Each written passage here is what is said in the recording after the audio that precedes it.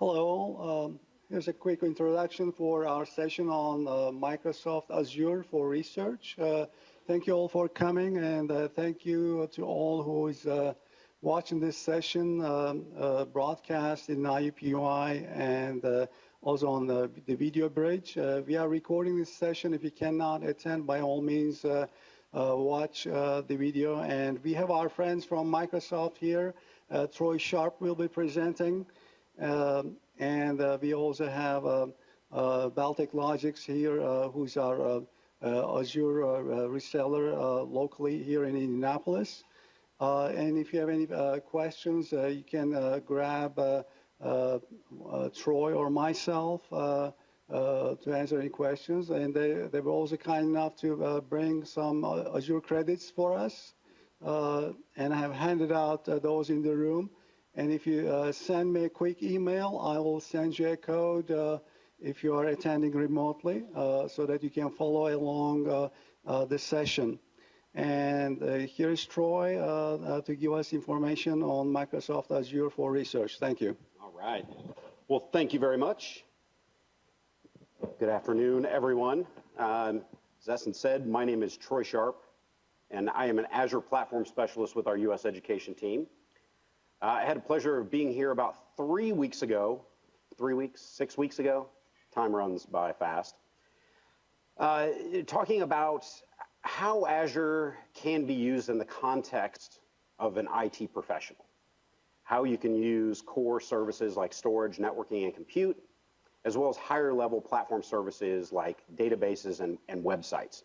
One of the requests that came out of that discussion was, what are we doing for the research community in Azure? And I said, well, we're actually doing a lot.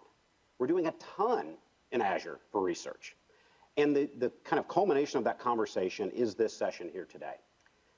My plan over the next 2.5 hours is to walk through a few scenarios. First, I'll provide you with some background of Azure, what it is, why we're doing what we're doing, of course, why it's important.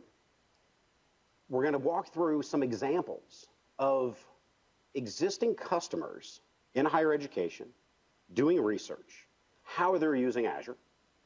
We're going to talk about Cornell. We're going to talk about University of Texas, some examples there, as well as just a handful of others. We're also going to then dig right in and talk about some core components of Azure. And I'm going to focus on four core scenarios that we hear about most often and that are most requested. That is, of course, core baseline storage technologies, how to store petabytes of data at cloud scale, how we're doing it, how you have the ability to use that same storage, scenarios that we talked about this morning. Another area that we're going to dive into is the area of Azure Batch. Azure Batch is essentially HPC as a service, and a new service that we're building on top of Batch that we call Batch Shipyard, which is a way for us to use Dockerized containers to deploy workloads and jobs and break down those tasks across a large pool of instances or virtual machines. We're also going to then dig into Azure Machine Learning. I get a lot of questions about machine learning, what we're doing in the AI space, and ML is a core component of this, and we want to make sure that you guys fully understand how to use this kind of higher level platform as a service. And then lastly, we're going to wrap up with talking about what we're doing in the Hadoop space. Hadoop specifically with our service HDinsight, which really is broader than just Hadoop, right? It's everything from Apache Spark through Hadoop services, HBase for NoSQL, a whole plethora of Apache-based services are built on top of our HDinsight platform. And then lastly, if we have some time, I want to make sure that you guys are aware of the host of hands-on labs that we have available to us. Just know that the content that I'm going to be going over today is actually designed for a 8 to 16 hour hands-on lab training session, which we would absolutely love to help with at some point in the future. All of the content that I'm going to go over is available publicly, and I'll provide the URL here shortly. It's out on our Azure for Research website. So you can download all the slides, all of the documentation, as well as all of the upfront lab guides. So that way you can actually walk through any of the scenarios that I'm going to touch off on today. Sound good to everybody? All right. So let's first talk about what you received from, at least for the people in the room, sorry, people that are remote, we'll find a way to get you on. You should each have an Azure Pass in your hands. This is a piece of paper that has a unique code on it. If you go to microsoftazurepass.com, and you'll see a redeem option. This will allow you to receive a $100 one-month credit to Azure. Especially for these hands-on labs I'm going to talk about and some of these examples, you can try them out yourself. So it gives you a way to jump in there. Here is the link. I'll leave this up at the end of the session as well so you can download it because, you know, as bit.ly goes, sorry, I'm in the way for people that are trying to actually see it. I'll leave it up there just for a second so you guys can grab it immediately. So it's http://bit.ly/2JRNNK6. All right. Everybody got it? All right. Anybody else? All right. Rob, do you have it? All right. Rob's got it. We're going. All right. So to kick things off, I want to provide some context about what we're doing in Azure. If you were not able to attend the last session, or if you're just not familiar with what Microsoft Azure is really all about.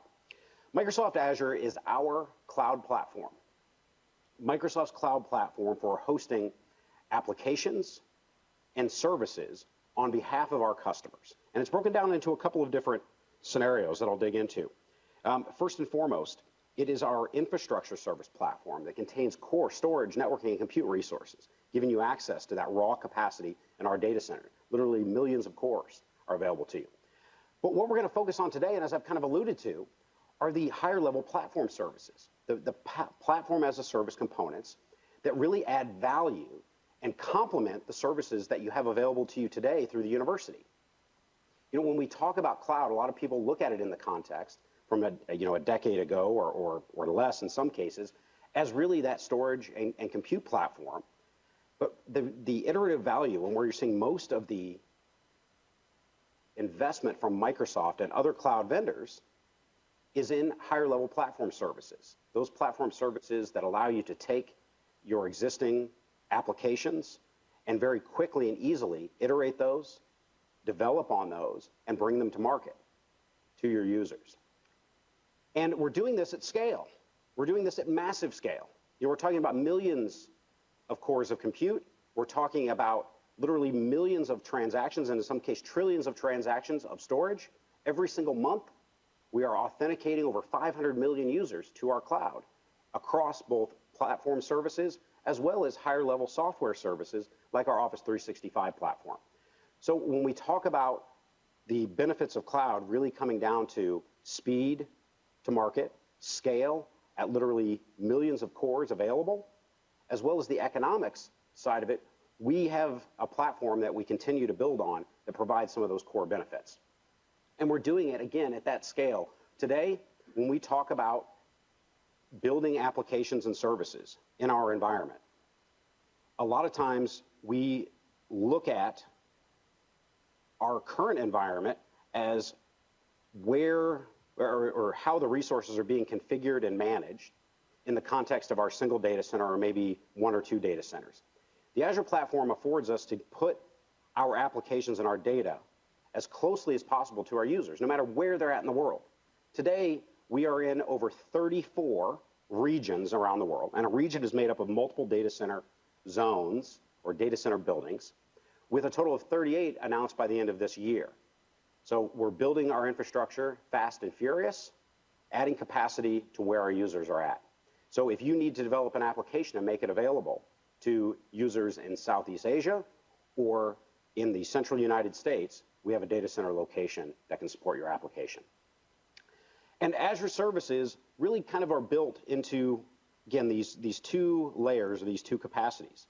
I'm going to start just as a quick primer on the core infrastructure services, because in order to really understand what we're doing in the higher level platform services, we first have to understand what's actually sitting below all of this, what is foundational. And that comes in the form of compute resources. When we think about compute resources, we're talking about virtual machines. We're talking about the cores that are provided for workloads like Hadoop or HPC. Storage has become probably our number one, well, not probably, it is our number one service today. The most dependable and reliable storage platform in the world today is Azure Blob Storage. Azure Blob Storage allows us to store literally petabytes of data that makes it both reliable as well as accessible no matter where you're at. We'll dig into storage in more detail here in a little bit, because everything else that we're talking about is going to build upon that. Oh, one other thing I wanted to point out is, of course, container services. Anybody in here doing, for the folks that are in the room, doing anything with containers today? Docker, Kubernetes, DCOS, anything along those lines? A little bit. What are you using? Okay, so you're investigating using Docker? In what capacity, if you don't mind me asking?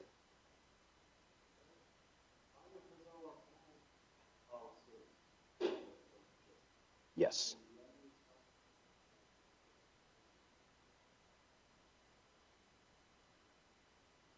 Perfect.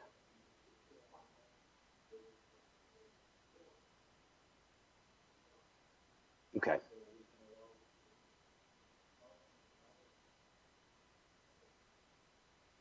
Mm-hmm.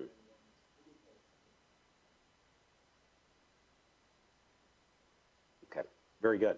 Very good. No, I appreciate that. And so for the folks on the bridge, looking at ultimately portability, being able to scale the services using container services.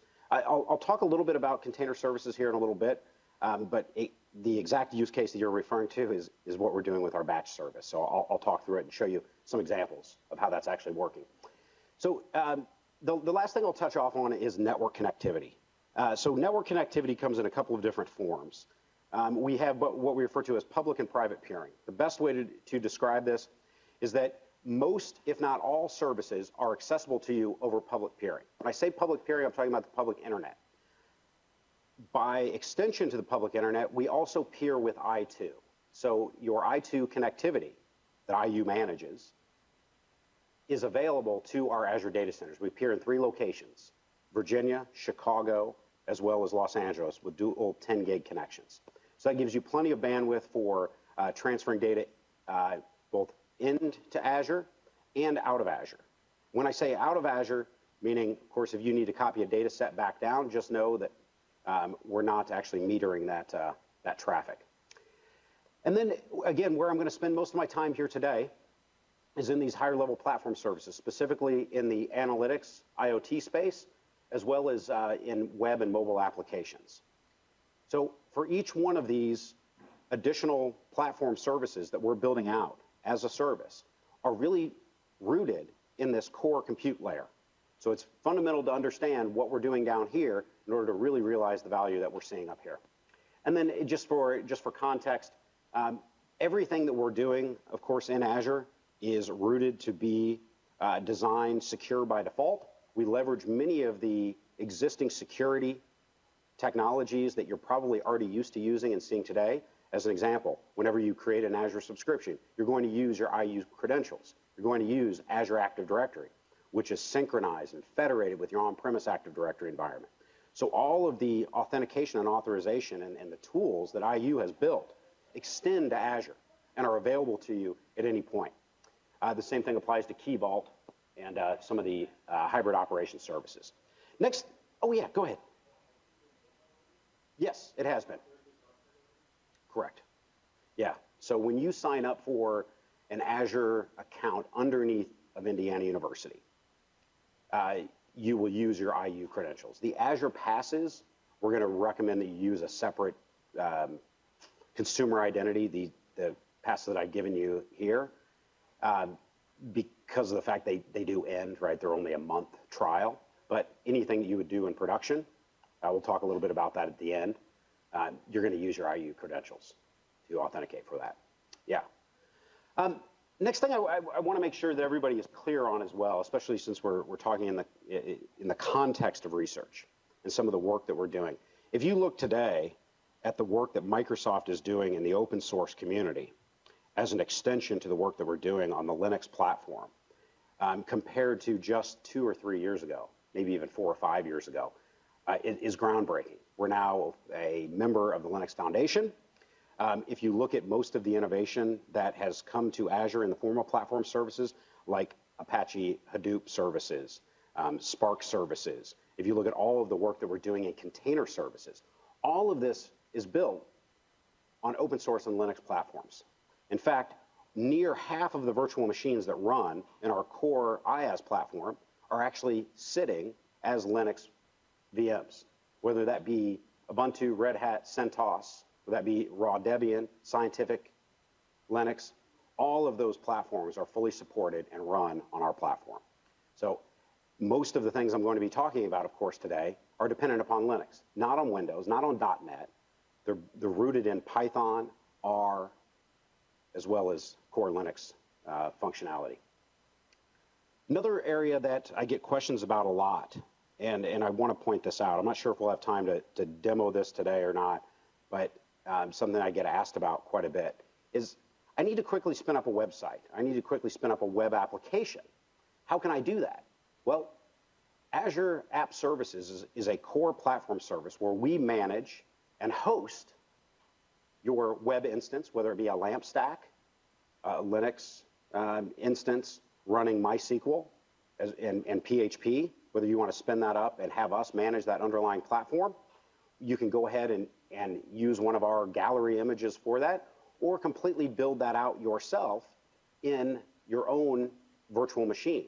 What we're finding is that more and more people are leveraging Azure App Services to build out net new web applications, port in and upgrade older web applications like WordPress or Joomla, bring those into our environment. We manage the underlying infrastructure, the patching of the virtual machines, the scale of that, as well as wrapping other services around that, such as mobile applications. If I'm building a brand new web application, you know, a lot of the code, anybody in here ever developed a mobile application? So a handful of folks.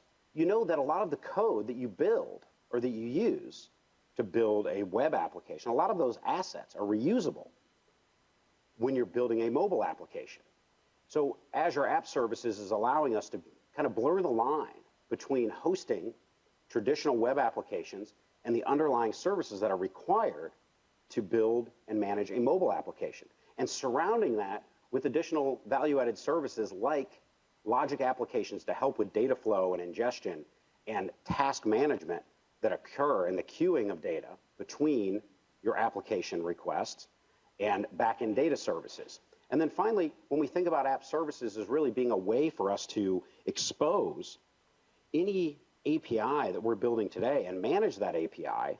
So if I'm building as an example, a machine learning workflow and task, and I want to expose that as an API web service, I can wrap an API application around that to control access to that based off of number of requests. I can throttle it to make sure I'm not being hit by DDoS. Things along those lines can all be wrapped together into a single management plane that we call Azure App Services. We know that one of the core services that researchers are using or are requesting are big data Hadoop services. Azure HDinsight allows us to build and spin up literally hundreds or thousands of instances of a Hadoop or Spark cluster on demand. This allows us to really tame that big data and bring that in to an Azure environment with a few clicks and be able to take advantage of all of the goodness that is HDinsight and Hadoop or Spark. We're doing a lot of work right now in the context of machine learning as well.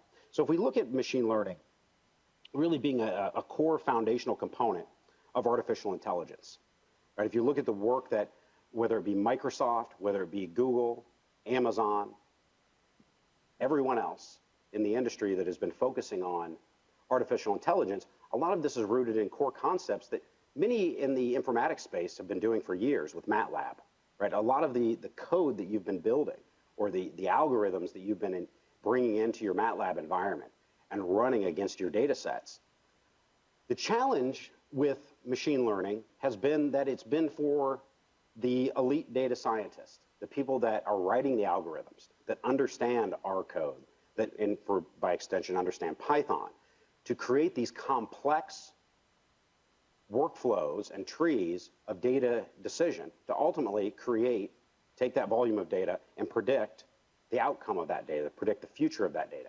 Azure Machine Learning was designed, and ML Studio specifically, which I'll show you here in a bit, is designed to specifically democratize access to those algorithms and provide a WYSIWYG experience for building machine learning pipelines using our connectors and ports to pass data between various decision trees. So allowing us to do things like fraud detection or looking at predictions of student outcomes, which is an area that Rob is very passionate about. Another thing that we're doing in this space is looking at how we can process large volumes of data in near real time. If you look today at services like, whether it be Hadoop or whether it be traditional SQL or NoSQL platforms, they have traditionally, and it's a well understood science on how to deal with that data. But how do we deal with data that's coming in large volumes, talking about millions of producers, in this case IoT devices, that need to send their sensor data real time to be ingested and for decisions to be made on that data and or displayed. Azure Stream Analytics is our platform for taking that sensor data, ingesting it into a service like our Event Hub, and outputting that data into long-term storage, but also real-time dashboarding for that information. The last piece that I'll touch off on here is Azure Cognitive Services. So Microsoft Research has been working on this for well over 10, now going on 15 years, a set of API services that we now make available in the form of Azure Cognitive Services. From things like face detection. If you go to how-old.net as an example, and you bring up any image, whether you upload your own or whether you take an image off of the Bing search engine image site, we will use in the background cognitive services as an extension of ML to help determine exactly how old that individual is, or make a guesstimate based off of, let's hope there's no plastic surgery involved there or anything along those lines, but give us a way to expose these APIs so anyone can use them in their applications. Another example of that is sentiment analysis. So sentiment analysis is one of those 20 APIs that allows us to take any text input, feed that through the API, and determine a 0 or 1, positive or negative sentiment, as well as look for detection between that 0 and 1 to determine, are they mostly positive, are they mostly negative, allowing us to take things like Twitter sentiment, input based off of a hashtag, and be able to determine exactly what the sentiment is for a given communication. So again, another really important API that continues to be available. The second to last thing I should say is what we're doing in the Docker space. So the reason why I was asking about containers earlier is that Microsoft, first off, a little bit of background. So starting about 3.5, 4 years ago, the original creator, or co-creator of Kubernetes came over to Microsoft. And if you're not familiar with Kubernetes, it is an orchestration and management engine for container services. There's really three in the industry, right? There is Mesosphere, DCOS, for orchestration and management. There's Docker, which is the most common and what most people think about when they think about containers. And the last one is Kubernetes. And Kubernetes, across all three of these, they're all, first off, open source tools. And the original creator of Kubernetes came over to Microsoft and started from scratch and created Azure Container Services. It is completely built on open source orchestration language. It supports all 3 unmodified container services. So to your question or example earlier, if you are building a container today in Docker and you want to take that container and run it in Azure, completely unmodified, using the same exact orchestration and command line tools, you can absolutely do that with 0 modification to that service. Sometimes it's good to be second to the market, because if you look today at what others are doing in this, it is built on proprietary orchestration engines that have interpretation layers that are there. So again, what containers allows us to do is abstract the underlying management of that operating system. We can package up our runtime, our application, and our data into a single portable instance. Think of it like a virtual machine, but without all of the overhead of managing a virtual machine and operating system. So I can have one service, or I should say one runtime environment that can then run anywhere across. And just know that whether or not you're doing things in Kubernetes, Docker, or DCOS, Mesosphere, you can take those, of course, into Azure, but then also, for anybody in here do anything with Windows Server at all? Any research on Windows Server? Just curious. Windows Server containers now with Server 2016 was actually co-developed in conjunction with Docker. So the same tool chain that you use, again, to manage Docker instances on Linux can now be managed in Windows as well. So if you're a .NET developer using IIS and SQL, you can go ahead and use that same, again, tool set and tool chain. If needed, we got a couple of smiles there. Okay, so first thing I want to do, yeah, that was the overview, okay? Just to walk through some of the background and what we're doing in the Azure space in this context. First thing I wanted to do, though, as far as hands-on, was first give you just a quick look at what we're doing as far as managing the Azure environment. So first off, when you activate your Azure Pass, after you activate that pass, it's then going to direct you to portal.azure.com. Now, I'm logged into our internal preview portal, where we tend to get releases 4 to 5 weeks in advance. So my URL is ms.portal.azure.com, but just know it's portal.azure.com. And when you first log in, you're going to see a dashboard that looks much like this. In the center, you're going to have a listing of all resources that you currently deployed, your health of the environment, how you can open up tickets, and find any third-party services that we'll talk about here throughout the day. Another area that you'll find, and this comes up quite often, is that if you do have another Azure subscription, just know that you can toggle between those subscriptions. You can bring those subscriptions all in and manage them as a single entity. You can also, from here, bring up, let me see, over to the left-hand side, we call these blades.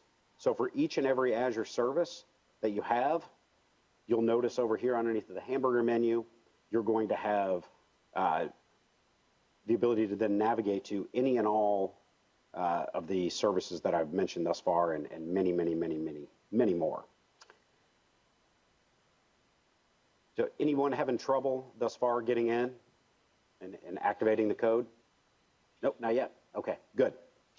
All right, so from here, if I wanted to, just as an example, take a look at my existing health of my environment, as I mentioned right out here on the service health dashboard, it allows me to then drill into every single one of my regions and see online status of every single one of my services, where they actually are running. If I wanted to deploy a new service, I can quickly go in. Let's say it's let's go in, say that I want to deploy a data science virtual machine. By just searching for the service that I'm looking for, I can select it, hit create, and just know there are literally tens of thousands of third-party images that are in our gallery that are available, whether those be VM images or higher level service images that we provide in conjunction with our partners in the community. So just to give you a quick example, if I wanted to deploy a data science VM and I want to put it on standard spinning disk, I don't need high performance, and give it a name and password. Whoops, I got to adhere to the password policy.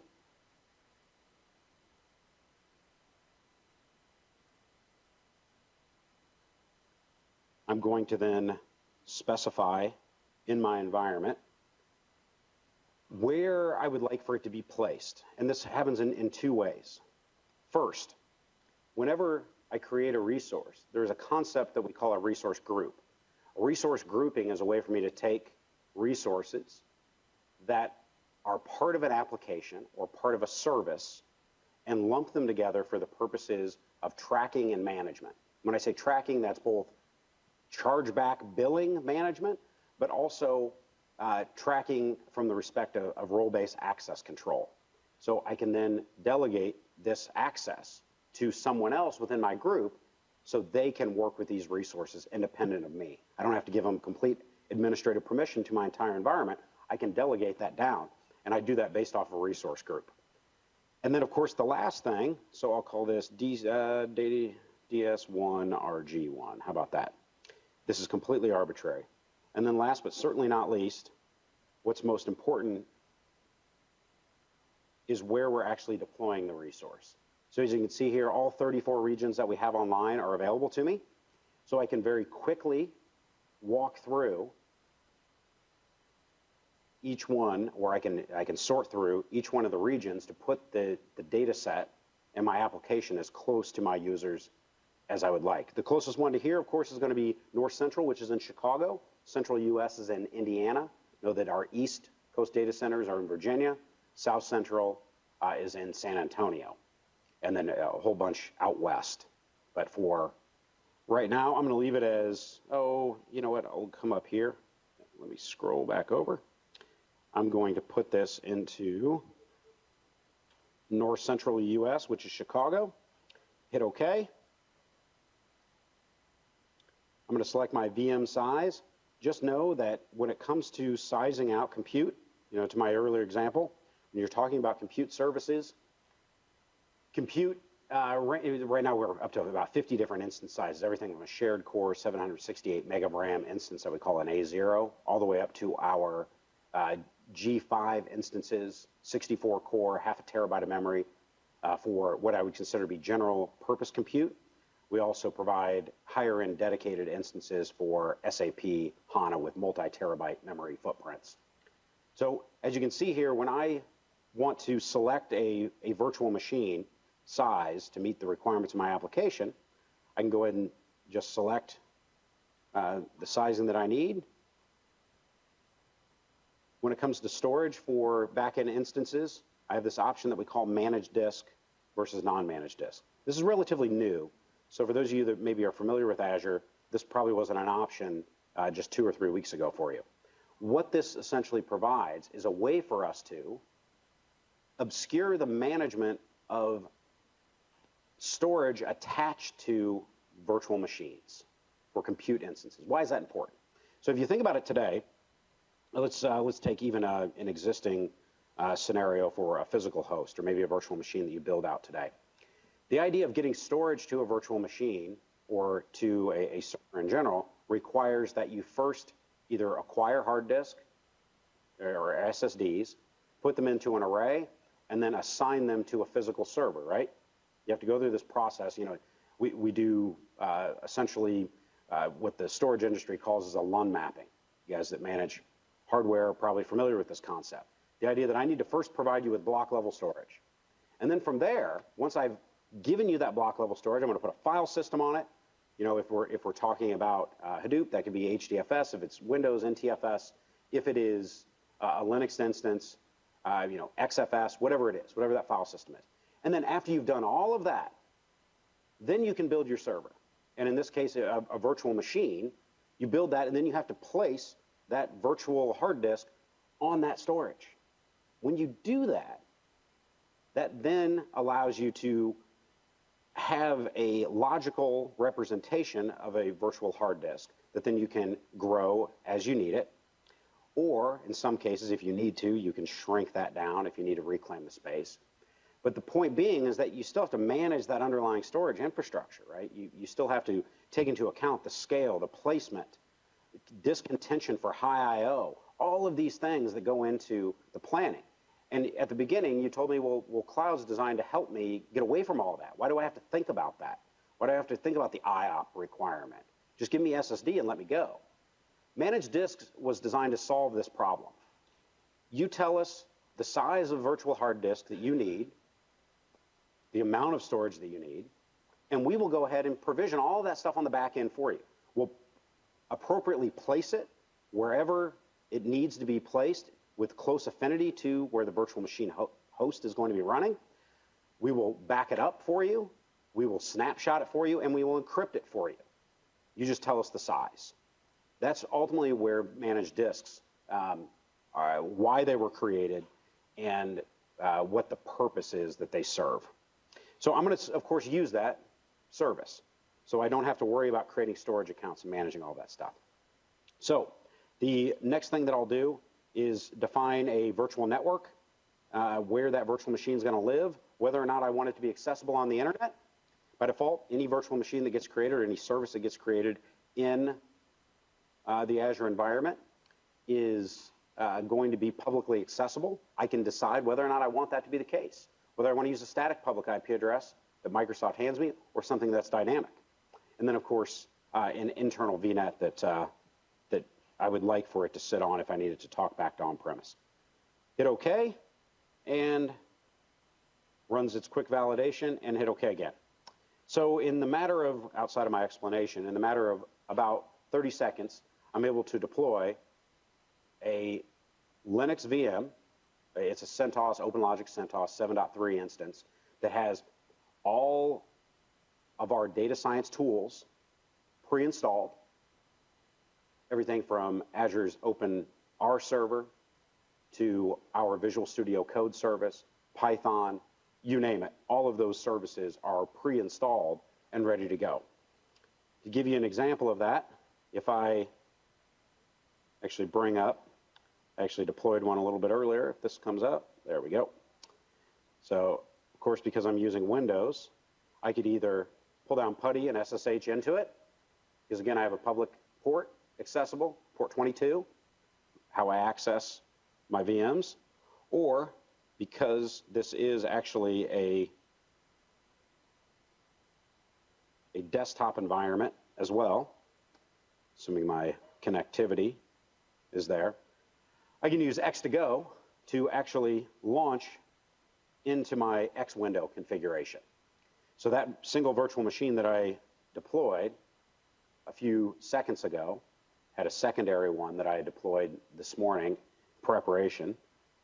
So all of my tool chain, including, just as an example, Eclipse, Juno, Julia, RStudio, and then my favorite editor, Visual Studio Code, is available to me in a cloud environment as a complete environment, as well as a single instance Hadoop server.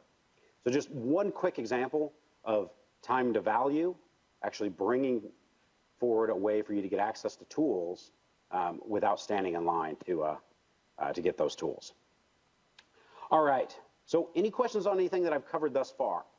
Now I'm going to kind of break into the individual services here. Okay, we're good so far? All right. So jumping forward. Yeah. Mm-hmm.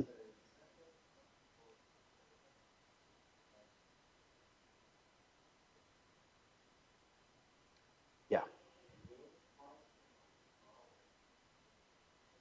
Mm-hmm. Yeah, absolutely. So the question is, what about support? How do we get support? So one of the things that we started, let's see here, going back almost 2.5, 3 years ago, when we first launched infrastructure services in Azure. it required that Microsoft take the same approach to support that we have always done on premise. And what that means is brokering partnerships with the commercial vendors for support. So when we say support, and this, I always kind of relate this back to when we first announced support for things like Linux on Hyper-V, is that we actually developed a relationship and a partnership with Red Hat. And Red Hat actually now has co-located engineers in our 3 time zone support centers here in the United States and around the world, as well as we have support engineers in Raleigh at Research Park and Red Hat's headquarters. What that means is that if you have an issue that you believe to be a Red Hat issue specific to Azure, if you call Microsoft and open up a ticket and you say, well, this is a RHEL 7.3 instance, we actually will triage that case with Red Hat engineers in our support centers and escalation channel. The same thing for SUSE, the same thing for Conical on the Ubuntu side. For open source, traditional, what I would consider to be open source, we also do that through our community channel that we call MS Open Tech, or what was MS Open Tech. So each one of those committees that we sit on, whether it be the Linux Foundation to ensure that our enlightened drivers are built into the kernel. So really since 3.4, Azure, the underlying hypervisor that we use in Azure, of course, is Hyper-V, but it's, of course, highly customized, as you would imagine. The work to support Linux on Hyper-V was really a predecessor to supporting it, kind of in my earlier comment, in Azure. And that came down to, instead of taking the approach of, we're going to support everything, we'll just create a bunch of drivers for it. No, let's take the same approach that we do with our own platform and work with the community to actually build and support as a first-class citizen. So when it comes to actually supporting Linux distributions from a software perspective and actually running those, all of the enlightened drivers, synthetic drivers that are built into the platform that were originally designed for Hyper-V just naturally work in Azure without any additional install of an agent or client that goes into that. Now, when it comes to actually diagnosing and troubleshooting, that's where if you do open a ticket through Microsoft support, we will triage that with the appropriate application.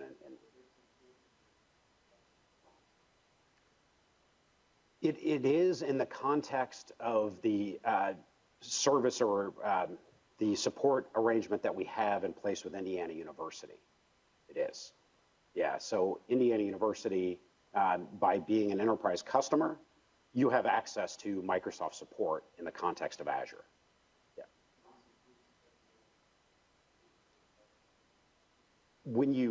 Yeah. If it's related to an issue, if you call to open up an incident or a ticket because you suspect that there's something that's going on with SUSE running in Azure, we'll help you triage that in conjunction with SUSE. Yeah, absolutely. Yeah. Any other questions? Oh.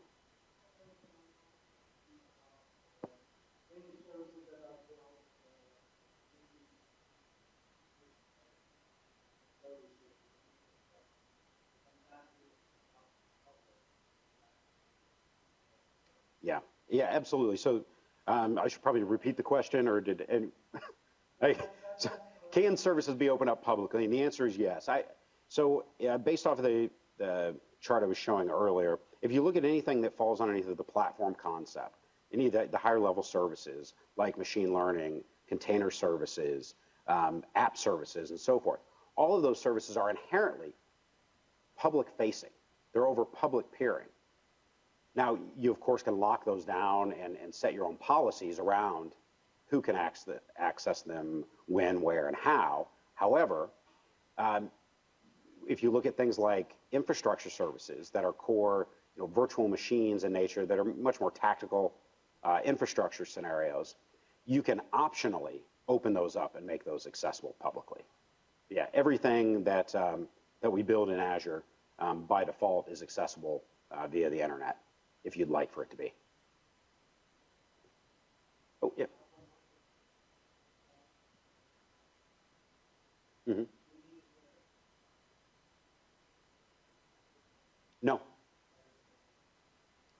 It's independent. So the question is, in order to use things like machine learning, does it require any additional infrastructure? And the answer is no. It is completely a SaaS tool or a software as a service platform. Now, if you would like to ingest your own data sets, there are a multitude of ways to do that. Everything from CSV and just common delimited files, all the way through ODBC connections that we're feeding data in. So as part of as part of the machine learning studio account like that you would have with this, there is 10 gigabytes of storage associated to it that you can upload your data into, and where you can save your notebooks and save your experiments and so forth can actually go into that free 10 gigabytes of storage associated to it. Yeah, and I'll show you that here in a second as well. All right, so a couple of things wanted to touch off on related to case studies. So I've kind of talked about how this or what this stuff is. Let's talk about how it's being used. And I want to provide some context to that. When I talk to researchers and when our team talks to researchers across the country in higher education and really across the board, even our own internal Microsoft research team, some basic themes come about. When I have a problem that I need to solve with data, I want to do it quickly, and I want to do it in a very simple fashion, right? The idea of managing an operating system, managing servers, managing applications, all of that stuff that has to occur in order for me to solve my problem, it still needs to occur. I just don't want to mess with it. I don't want to have to deal with it. So get that out of my way. I need to be able to have access to a variety of tools that I'm using, because one size does not fit all. A single tool doesn't solve every problem. If you look at the number of data science tools that are out there today and the number of languages that are out there today are mind-boggling. Just to navigate through what does what and how is a full-time job in and of itself. So knowing that my solution to solve my problem is ultimately going to require a variety of tools to create a tool chain. I need for my service to support a model that accommodates how my research is funded, whether that be through NSF or NIH grants. I need it to function in a pay-as-you-go model. I don't want to put a bunch of money down on a service that then I'm not sure if I'm going to be able to take advantage of. So give me flexibility. Probably number one, and this should actually be bumped all the way to the top in my opinion, data security and privacy. I need to ensure, especially if I'm doing medical research, that I am adhering to HIPAA, that I'm taking into account EPHI. Troy and I were talking about that this morning, some of the challenges that exist with PHI and cloud services, and there's some anxiety around that, and we can help with that conversation. The other is, if I'm doing anything with DoD, am I ensuring that I'm complying? The old term for this was FSMA. It's now considered to fall underneath of the FedRAMP Act and FedRAMP services, and ensuring that we're taking into account all of the compliancy requirements of my data set. And then probably last but not least, the one that I'd like to point out here is, how do I take what I'm doing today and adapt to cloud services? And chances are I maybe have already built applications. A lot of times we don't come at a problem from scratch. We've got legacy out there. We've got things that we need to incorporate, and a lot of that manifests itself in on-premise infrastructure. And that on-premise infrastructure is very valuable and is very important, and we need to be able to bring that with us into the environment. How we're doing that is building out hybrid models that provide consistency across both my on-premise environment as well as my cloud environment. So I wanted to talk about one particular project that we put together in conjunction with Cornell University going back, I guess it's been about 9 months ago. Ornithology approached us, going back now, it's been about 12 months ago now, approached us with a problem that they And that problem was, how can they track bird migration up and down the West Coast using citizen researchers to better understand, again, what that migration path was, to better target resources and funding to farms and communities that are supporting the migration within inside of the United States. In order to do that, they had built out a pretty sophisticated data model that allowed them to gather data on the front end from individuals using a mobile application. They had historical data that they needed to ingest. And then they had a whole series of outputs that they needed to create in order to make decisions on that then they could pass to environmental agencies, to wildlife conservatories, to better understand where those resources should be applied. So what the eBird project was really all about was, first off, creating an interactive portal that allowed people to log in that were bird watchers, record the sightings that they had, as much information as that they could give the researchers and the individuals within the project. They built out a mobile application for iOS and Android. Windows Phone was on the list, but that got dropped pretty quickly, as a way for individuals to, again, track their sightings as they occurred, literally to the point where they were getting over 100,000 submissions a day up and down the West Coast. The volume of data that was hitting their internal system was becoming the bottleneck. So as they were starting to collect all of this data, they needed a new repository to help support not only the collection of that, but also the analysis of that data.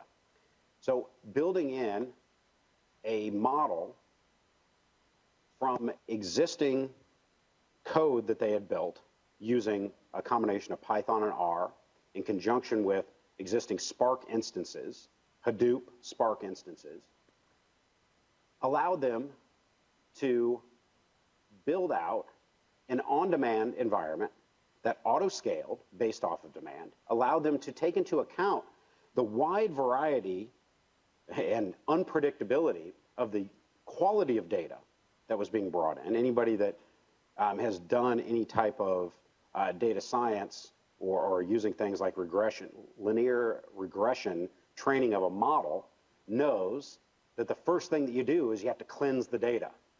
And they continued to struggle with that at scale. If you're processing 100,000 transactions a day, you cannot do that manually. You need a tool set that can do that, but it's not always 100,000 a day, it could be 10,000 a day. So to build an environment that could size and scale to that on-premise was their challenge. So what they did was they built out an HDinsight Hadoop cluster that was available to them. It was built completely on Linux platforms. This is not a Windows service. When you go to deploy a HDinsight cluster, you have an option to build that out using Windows instances, or you have the option to build it out using Linux. They were comfortable with Linux. That was the choice based off of their tool chain that they wanted to use. It allowed them to very quickly analyze each record, each submission that was coming in, allow them to ultimately on the back end predict the next migration pattern, where the birds were going to go next based off of the model that they had created, and then ultimately use, again, that crowdsourced data. In this particular case, at one point they were up to 140,000 sightings being brought in. And each one of those records, by the time they had reached critical mass, had ultimately led to a total of 330 million individual records that they needed to account for to help with that prediction model and ultimately help train that. So once they had went through the process of analyzing each one of those sightings, each one of those areas, including as part of those sightings where what closest wildlife sanctuary or habitat was around, what the watershed table looked like in each area, they were able to then start putting in place, again, that notification model to local, state, and local governments, as well as in some cases the federal government, as far as where funding was going to be applied to local farmers for building out rice patches, for ensuring that the fields that were being flooded in the summertime and in the wintertime to support crop also were taken into account to support the local bird migration. So a couple of things that we learned through the process of working with the team. So first off, they had, again, back to our kind of core research requirements, there were a handful of things that came out immediately. And these kind of marry back to what I referenced. They needed a platform that allowed them to build this service at rapid scale, or I should say, rapidly build this service at scale, to grow it, but more importantly, shrink it back down during winter months when there are less observations going on. The data volume was much lower. They needed a service that supported all of those tools that they were currently using.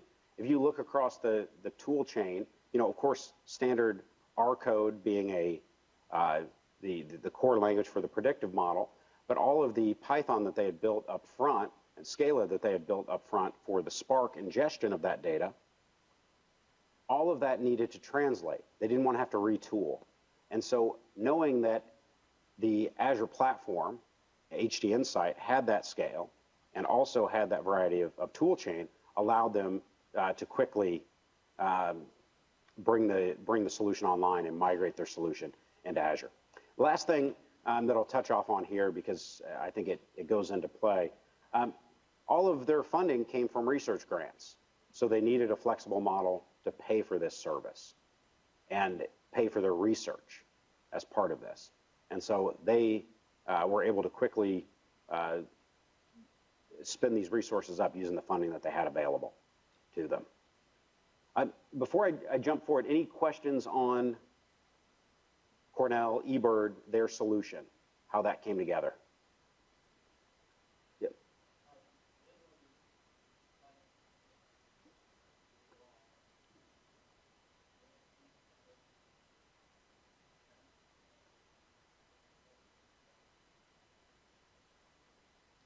I would say for the vast majority of researchers that I work with, it does come through some form of grant funding, whether that be NIH, NSF, whether that be DoD funding for government.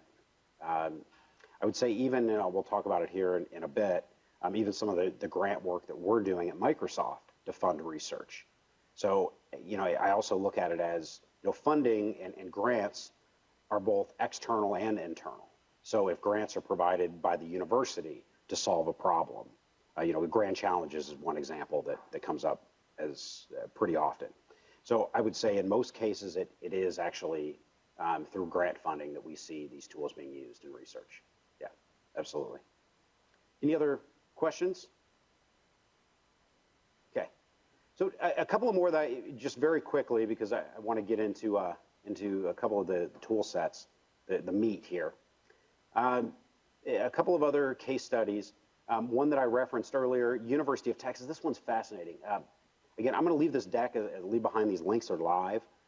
So the University of Texas started about 3 years ago in conjunction with the local emergency management agencies in the state of Texas to solve a critical problem. Texas at that point had the most deaths due to flooding since Katrina, and really since and then even after Sandy. hurricanes hitting the east coast of Texas had just decimated Galveston all the way up through the coast. And what they were trying to figure out is how can they better predict the water flow when hurricanes hit land and where the flooding is going to occur to help alleviate the death toll. And so what they did was they started putting in a number of sensors across Texas, IoT sensors that were internet connected. They started ingesting data real time using things like, again, I used the concept stream analytics. Easily you could use Spark to ingest all of that data and then start to do predictive modeling, again, using Azure machine learning to predict water flow. So now on the end of that, they have a web API that now is accessible to emergency management to pull those alerts and pull that data to determine if a hurricane were to land here specifically, where would the water end up? Where, in what part of the city are we suspecting is going to receive the worst flooding? So that should be our priority for emergency responders. Really cool concept of using IoT devices, real-time analytics, and predictability on the back end. Each one of these, again, for the sake of time, want to make sure that you guys had a chance to see these. There are literally dozens of case studies that are out there. Most of them are focused on higher level data analytics and management of that data using research tools. DT, and then there's the Texas one. Okay, before I jump into storage, any other questions thus far? Anything else that has come up? Okay, so to get into the meat here, I'm going to talk through and show you 4 specific services that I referenced earlier: storage, batch services, ML, and HDinsight. Okay, first off, the primer, and the reason why storage. Storage is not very exciting. I get it. It's not the most exciting thing in the world. But it is absolutely foundational to everything else that we do in Azure, and frankly, everything else that you all do every day in analyzing data. The data has to go somewhere. And storage becomes that foundational component that we just have to talk about, and we have to understand it. So first off, Azure storage comes in a few different varieties. And in the context of our conversation today, we're going to focus on this one that's in blue, which is called blobs. But just know, when it comes to building an application and creating storage accounts in Azure, you'll see 4 different options that are there. You have blobs, which are traditional binary large objects. These are images. These are audio files. These are text files, documents, things along those lines. That's our core service. Also, if you're building an application that requires queuing, Azure Storage has a built-in queuing and message passing interface that can allow us to use that for store and forward. Azure Tables provides a no-frills, no-SQL semi-structured data platform. So if you need to quickly build a NoSQL table storage, you can absolutely just create a storage account, no higher level service required. You can use native REST APIs to call that data. And last but certainly not least, Azure Files. Azure Files today provides us with an SMB mount point inside of Azure. So if we need a common shared storage environment, like you maybe use NFS for today, inside of a cluster of hosts, we provide that same type of service in Azure natively that we call Azure Files. We just expose it to other instances inside of Azure. So, yeah.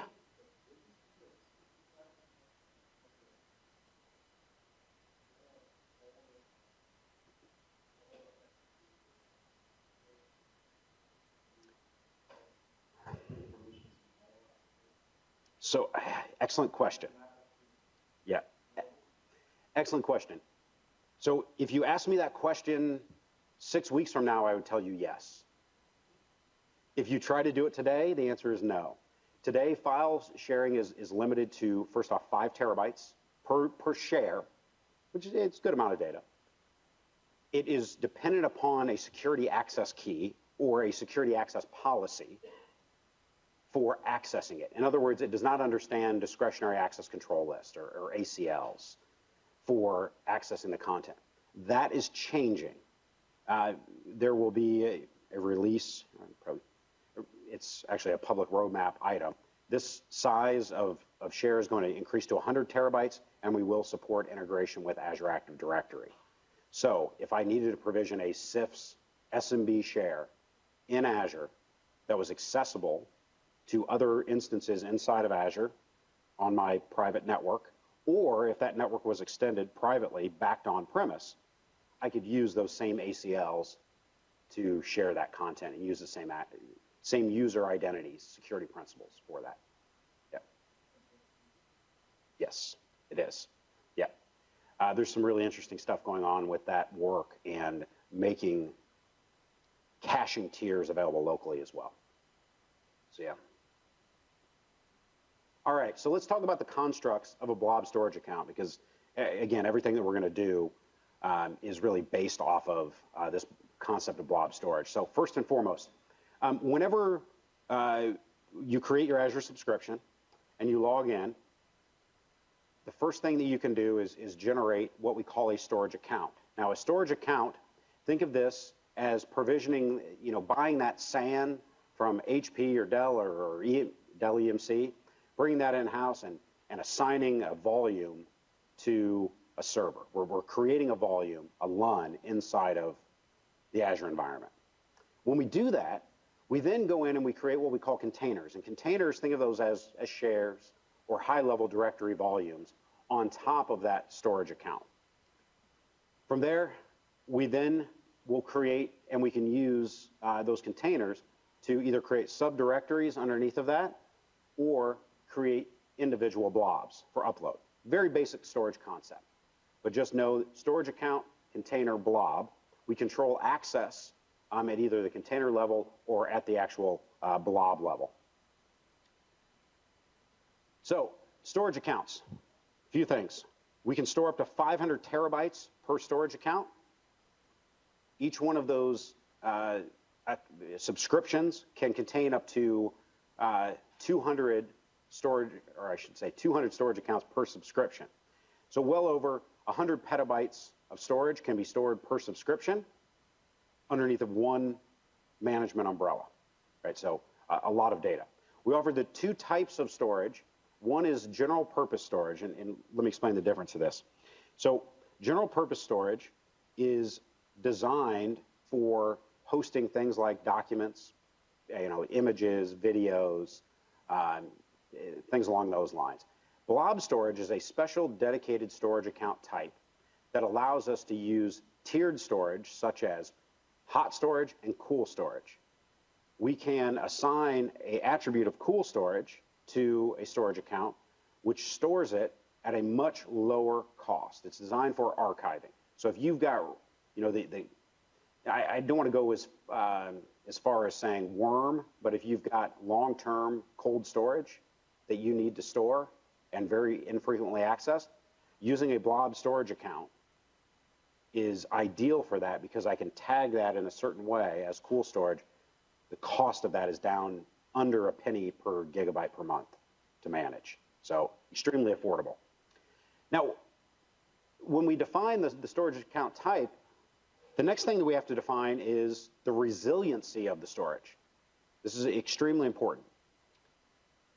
Every block of Azure, or every block of data that gets stored in Azure, is immediately triplicated across 3 different fault domains in a single region. So let's say that I have a video file and I want to upload it to the North Central data center. The North Central region is actually made up of anywhere from 5 to 6 data center buildings. Each one of those buildings has hundreds of racks of servers for compute and hundreds of racks of storage nodes. Each one of those 3 copies goes across 3 different fault domains. A fault domain is roughly a container of servers. So again, if we were to lose a single server, of course we still have a copy of your data. If we were to lose an entire rack of servers, we still have copies of your data. And if we were to lose an entire data center building inside of that region, we still have a copy of your data. That's by default, that's the lowest protection level that we offer. It only goes up from there. Zone redundant will ensure that if in some cases we actually have data center regions that are made up of multiple availability zones, and those availability zones are usually connected by high-speed connectivity, but are spread out further than a typical data center region. So example, we have East US and East US 2. That's considered to be an availability zone. They're close enough together in proximity. We will ensure that we copy that data across. The last one that I'll mention here is geo-redundant storage. Geo-redundant storage, with a check of a box, we can make that data available across 2 different regions. Every data center that we build, every data center region that we build in Azure is always announced and being built with a sister data center at least 500 miles away. You'll never see us announce, oh, we just announced West region or West US 3 region. There will always be a West US 3 region announced alongside an East US 3 region. Reason being is that data center regions are built in pairs for DR purposes, not just for our DR, but for your DR as well. When you define a storage account to be GRS, we take that 3 copies of data from here, and we make 3 copies available over here for you automatically. So if we were to lose an entire data center region, there are always 3 copies of your data still available at a remote region. High durability, high resiliency play into this model. If you were to use this, GRS type model, outages like last week, 2 weeks ago, across the internet would not have occurred had those services been in Azure and GRS. So just know that the redundancy is not just within inside of a single region. That redundancy is available to you automatically. It doesn't require you to do anything special, any custom. And then last but certainly not least, we just about 6 months ago made available encryption for data at rest. With a check of a box, we can now encrypt your data AES 256. You manage the keys. You put them into your own key vault. So the data is, of course, encrypted at rest, but also because all Azure storage is accessible via a REST API over HTTPS, it's also encrypted in transit. So access keys, this is to your question earlier. How do we provide access to the data? So access keys are a way for us to say, so you have 2 keys, one a primary and a secondary. Whenever we need to provide access to an application, so when I walk through Azure Batch here in a bit, Azure Batch as a service inside of Azure needs to talk to Azure Storage. Well, how does it do that? It needs its access key in order to access it. Everything that touches Azure Storage has to use an access key. Now, access keys themselves can be made available on a limited time basis by using a shared access key that you can generate. The shared access key can then, of course, be embedded into the query string for a given object. So if you're developing an application and you just want to ensure that, well, you know what, I only want to make this available for the next 30 days, and it can only read from over this particular protocol set, I can do that using that shared access key model. I mentioned earlier when you start talking about access to storage, we have private, of course, private, meaning it's only available via the access key that you give it. You can allow access to the individual blob over a public URL, or you can give access to the container. Think of the difference between blob and container as being blob is, here are the permissions for this one object. You can't enumerate the folder. You can't do an LS on the folder. You only see the object, or you can only access the object via a direct request. Container allows you to enumerate access. So if I do an LS on the directory, I'm going to see everything in there. So just as it relates to limitations, I want to be transparent here on sizes. So today, the largest blob size that we can support in Azure Storage is 4.75 terabytes. It's a big object. Anything that we're actually doing from an append perspective, 195 gig and page blobs are 1 terabyte. Notice the VHD only concept. So page blobs in the context of Azure, the only thing that we use page blobs for in Azure is for VHDs. VHDs are our virtual hard drive format. So if you spin up a virtual machine in a storage account or use that managed disk, it's actually stored as a sparse page blob. Why that's important is when it comes to managing the storage, but also when it comes to billing, Azure, from a cost perspective, we only charge for the blocks of data that you're consuming. So if you give us a 1 terabyte VHD file, fixed disk from your VMware environment, you bring it up, or a VirtualBox, and you put it into Azure, and there's only a gigabyte of data being used in that VHD, we're only going to actually charge you for a gigabyte of data because it's stored as sparse. And the page blob itself is actually designed, or the concept of page blob is designed to actually take care of that for you. So just know when you go to upload a file, it's going to allow that. The last thing I'll point out, and I'm going to show you this, is Azure Storage Explorer. So this is a GUI-based utility that allows you to manipulate and manage Azure storage. Very simple, very straightforward. If you download, again, the labs, and you go into the storage lab, it talks through actually using this, but I'm going to show it to you right now. It's available on Linux, Mac, Windows, and so forth. So let me go through here, close that out. Just give you a quick walkthrough of Azure Storage. Let me go here. So inside of the Azure portal, I've actually already got the blade for storage accounts here locally. If I hit storage, you'll see I've got a couple of them already created. I'm going to create a new one. So from here, I'm going to call this IU, Azure and Research, SA Storage Account 1. I'm going to make it general purpose for the time being. Standard and premium. Standard is HDD, premium is SSD storage. So if you need high IOPS, if you're going to use a storage account for maybe hosting virtual machines, something along those lines, and you need 20, 30, 40, 100,000 IOPS for your application, we'll use premium. So for me, I'm going to just make this locally redundant storage.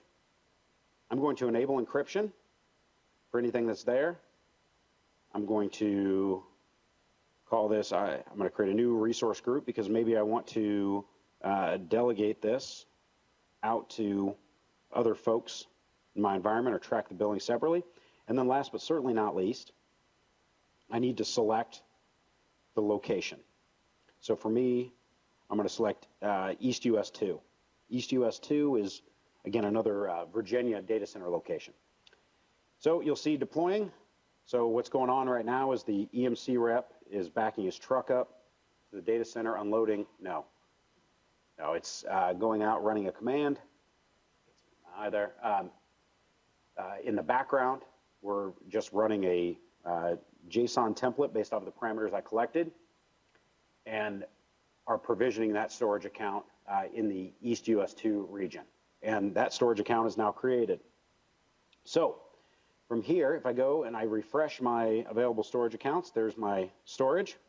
You'll see those services that I referenced earlier, blobs, files, tables, queues. Over to the left-hand side, you're going to see the access keys that I referenced, if you need to access those. And, oh, whoops, I killed that off too soon. Let me go back in. So for me, I'm going to just upload a couple of, or create a, see here underneath, I don't have anything in the storage account. It's completely blank. But what I want to do is open this up in Storage Explorer. So Storage Explorer, I've already installed it on my Windows laptop here. And it's going to launch and connect to my Azure Storage account. Now I can go through via the GUI, and I can upload files via the website, whether they be my VHD files, whether they be images, documents, anything that my application requires, or I could download them from there. I can also, of course, access all of this via the CLI. And CLI, whether that be PowerShell, Linux, Mac, doesn't matter. Multiple ways to manipulate and access data inside of the environment. But for here, because I like this tool, I'm going to go ahead and create a blob container. I'm going to call it images. You'll see that images container, that top level file folder, I'm going to go ahead and upload some files. I'm going to select those files from Azure Storage. You'll notice I'm going to make those block blob. And so in the background, it's going through, uploading each one of those images directly into Azure Storage. If I go back and I look at my blobs, you'll see here I've got my container that was created. And of course, all of my objects are there, right? Very straightforward, very simple, foundational concept. However, if I would like, I can go ahead and create that shared access key if I needed to, allowing my application, and of course you can do this manually or programmatically, go ahead and define a start and end time, whether they can read, write, delete, list, all of the things that you would expect on a key that you generate.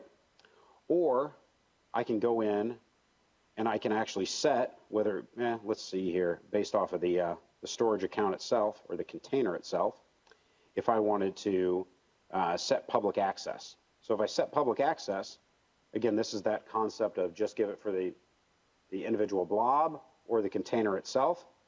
I'm going to do for the blobs only. I'm going to apply that. And now if I want to, I can copy a URL, bring up that public URL. Every storage account gets a public-facing DNS name. So it makes it accessible, the storage account accessible for just retrieving and doing a get of any blob object that's there. And again, if I tried to just go to the container itself, you notice the /images is there. But if I try to go to images, you'll notice you're going to get a resource not found because I didn't give enumerate permissions to the entire directory. So it allows me to quickly and easily provide storage for an application up to 100 petabytes and control access to that based off of the application requirement. Right. Before we move forward, any questions on Azure Storage? Anything else that I see? Oh, hold on here one second. So let me close that down. Yes.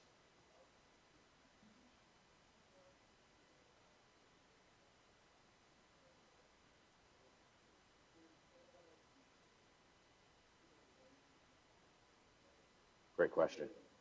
Yeah, great question. So Azure today provides cool storage, not cold storage. So in the context, in most cases, when people think about cold storage, they think about Amazon Glacier, right? So Glacier is deep cold storage that takes your data offline.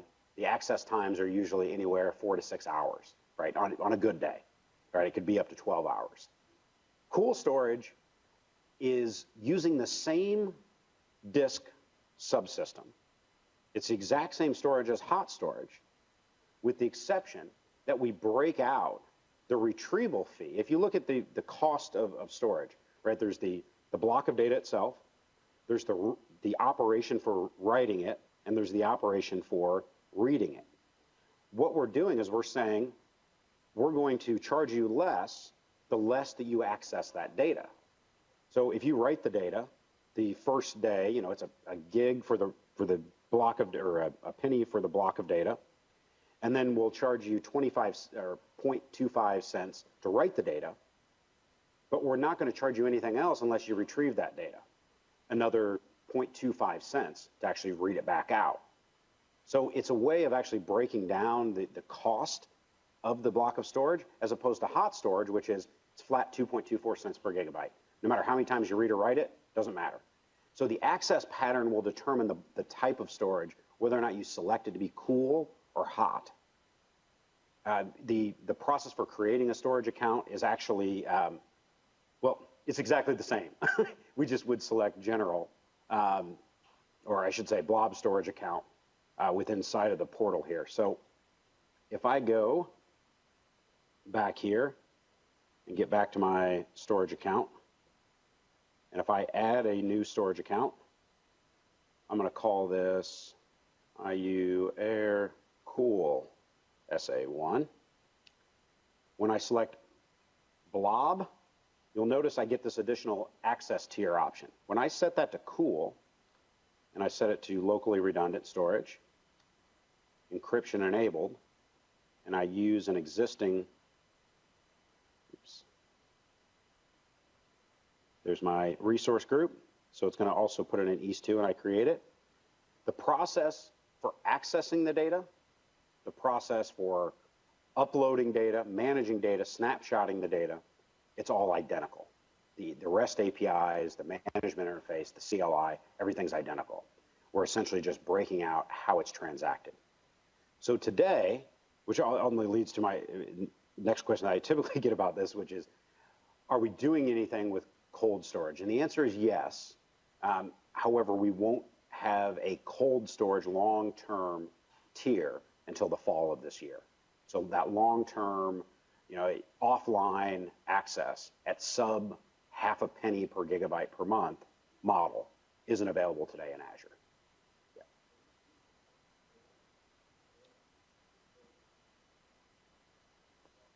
It's the other, today you can do it the other way around, which is, say it's hot today, and you realize, well, this is actually, the majority of it's cool, and we're not accessing it, right? You look at the access pattern, you can switch it to cool. Once you switch it to cool, you cannot switch it back to hot. Today, it does require a data migration from one storage account to the other, which is possible. You see that all the time, but it does require that you move the data to a different storage account.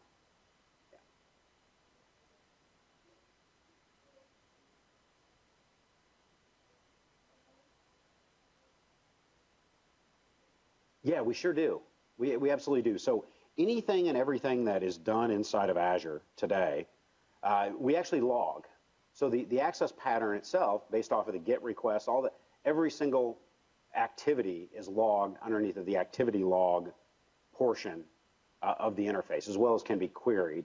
And you can even tie that into any number of third-party alerting services like Splunk or our own Azure Security Center / log analytics to actually provide alerting and notification. But in order to see what the access pattern is, we can just export that into CSV and you can see all the requests immediately. As well as providing some nice charts. So if I look at, let's see here, let me look at my storage account itself. So you'll see here, I'm going to get, I really haven't, yeah. Usually takes the first hour, or it takes an hour for the first to show up, and then it's these charts are typically updated every minute based off of, and you'll see the kind of up-down pattern here if I enable monitoring on the storage account itself for diagnostic. I can turn all of, whoops, it was already on. For that, I can set pretty much all access pattern parameters here as far as what we want to collect. Absolutely. Okay. Other questions on storage? Okay. Let's move forward and talk about Azure Batch and Batch Shipyard. This is where I think questions about containers earlier. It's really cool. So what is Azure Batch? So Azure Batch is a Microsoft platform managed HPC service, cloud scale HPC, primarily designed for parallel jobs and tasks and jobs. Typically, we can build a cluster or a pool of instances based off of your requirements in a matter of minutes. It allows us to bring in both Linux with Docker, which is what I'm going to show you, or Windows instances. So depending on your application, what your preferred engine is, we can typically support it using Azure Batch. What this does is ultimately obscures the requirement for managing a cluster underneath. We do that for you. You tell us how many nodes, what the platform is, and we will go ahead and build that for you, as well as the resource manager and queue system for the service. So there are some interesting use cases for this. As far as components go, first off, as I kind of referenced earlier, Azure Batch, I'll start out by saying, the service itself does not cost anything. Batch, as an underlying or an overarching management platform, is essentially orchestrating and facilitating the underlying resources that we've already talked about. Virtual machines. These individual virtual machines, if we were to build this out manually, if we were to build out an HPC environment manually, you go in and you would create a template for your virtual or for your HPC instance that has all of your software built into it. You would then duplicate that as many times as you needed, and you would spin that up. You would, of course, tie that into your pool and manage it independently. Jobs, the job queuing service is built around what Microsoft has had in market for a number of years, which is the HPC Pack, 2012 R2, Service Pack 2, something along those lines, soon to be 2016 for doing things on premise. But that job queuing service that we have built, we've actually expanded upon that and made it available, again, as a managed service inside of the Azure environment. And of course, that service not only supports Windows, HPC, but also Linux instances. And then last but certainly not least, storage. That same storage account concept that I referenced earlier is what we're actually going to use. When we talk about accessing storage in an HPC environment or in an Azure batch environment specifically, in most cases, we're going to use Azure Files as a file server, as a file location that's centrally accessible to all instances. Know also that HPC, or I should say the Azure Batch service, supports, of course, our traditional, what I would consider to be general purpose instances of VMs, things like our A series, D series, up to 16 cores, things along those lines. However, we've most recently released a series that we call our H series, which is designed around HPC. The reason why it's designed around HPC is, first off, it has the latest in Haswell, Xeon E5s, 3.2 gigahertz per instance, allowing us to get up to 16 cores per virtual machine. That gives us considerable horsepower, but also what's on back-ending that is support now for 54 gigabit per second InfiniBand. So for any application that requires MPI, we can support that using our H8R and our H16R instances. So when we build these pools, we can fully support InfiniBand without having to build it yourself using standalone instances. Batch service can actually fully support that. Now for the cool part. To me, this is what makes batch shine, and that is a service that we are developing with a large community that we call Batch Shipyard. Anybody in here heard about Shipyard yet? So Shipyard is a way for us to take our existing batch service, and instead of depending on you providing an image every single time and building out your code to inject into virtual machines as they start, we can now leverage Docker containers that you provide or actually construct on demand for the purposes of running your workload. So it makes your pools, the pools that you create, much more extensible. We're leveraging the same concept as we would on standalone application servers and web servers that are using Docker containers to help abstract the underlying operating system and the performance and memory that are being consumed by the underlying operating system. We can now give directly to our code by running and managing that as a separate layer that can float across our batch service. So let me give you an example, just for those of you that are not familiar with containers, how this actually works, and to my comment earlier. If you look at a traditional virtual machine, virtualization around for decades in the open systems world, came on strong in really in the last 15 plus years in the Windows Linux world. And that is the idea that you have that host operating system down below. If you're familiar with VMware or if you're using VirtualBox or anything like that, host operating system down at this level. You have your hypervisor, and then sitting above that, you typically have guest operating systems, allowing you to multiplex a single physical box, right? Virtualization's been around for years. Above that, you have your individual libraries, your runtime environments that you're going to run. Python, Ruby, .NET, whatever it is. Your application sits on top of it. What a container allows us to do, and what Docker ultimately brings to the table in the context of what I'm going to show you in Shipyard, is that we can take that operating system, and instead of putting a separate hypervisor on top of that, we put a container engine, which is an orchestration engine, that allows us to just expose the libraries up through to our applications. So we're not repeating this entire layer. We're not reserving all of this layer, taking away from our application to give to an operating system management layer. So the containers themselves allow us to run much meaner and leaner, get more capacity out of the existing hosts that we have. They're smaller and they run much faster. So what are we doing in the context of batch and Docker? So the idea here is that we're now allowing you to create individual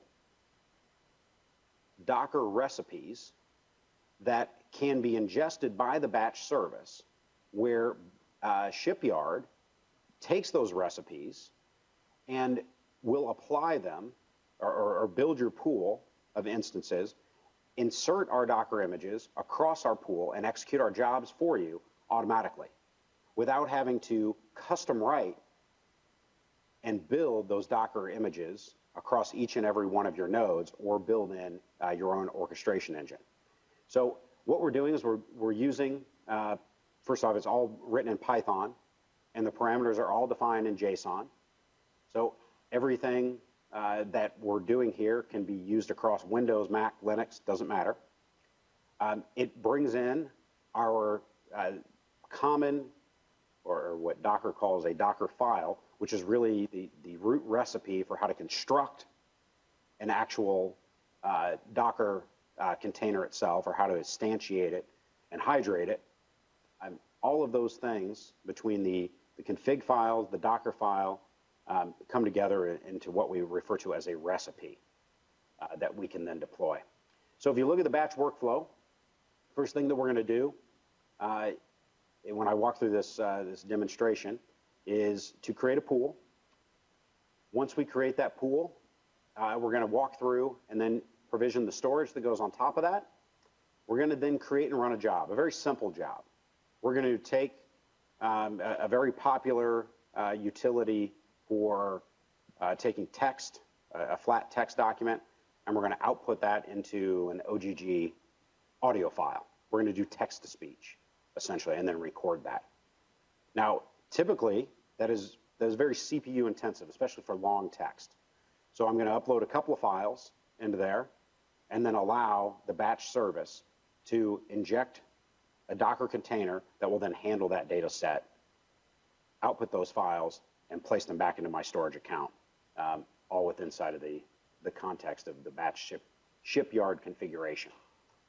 So as we walk through, task writes, as I mentioned, we download the results.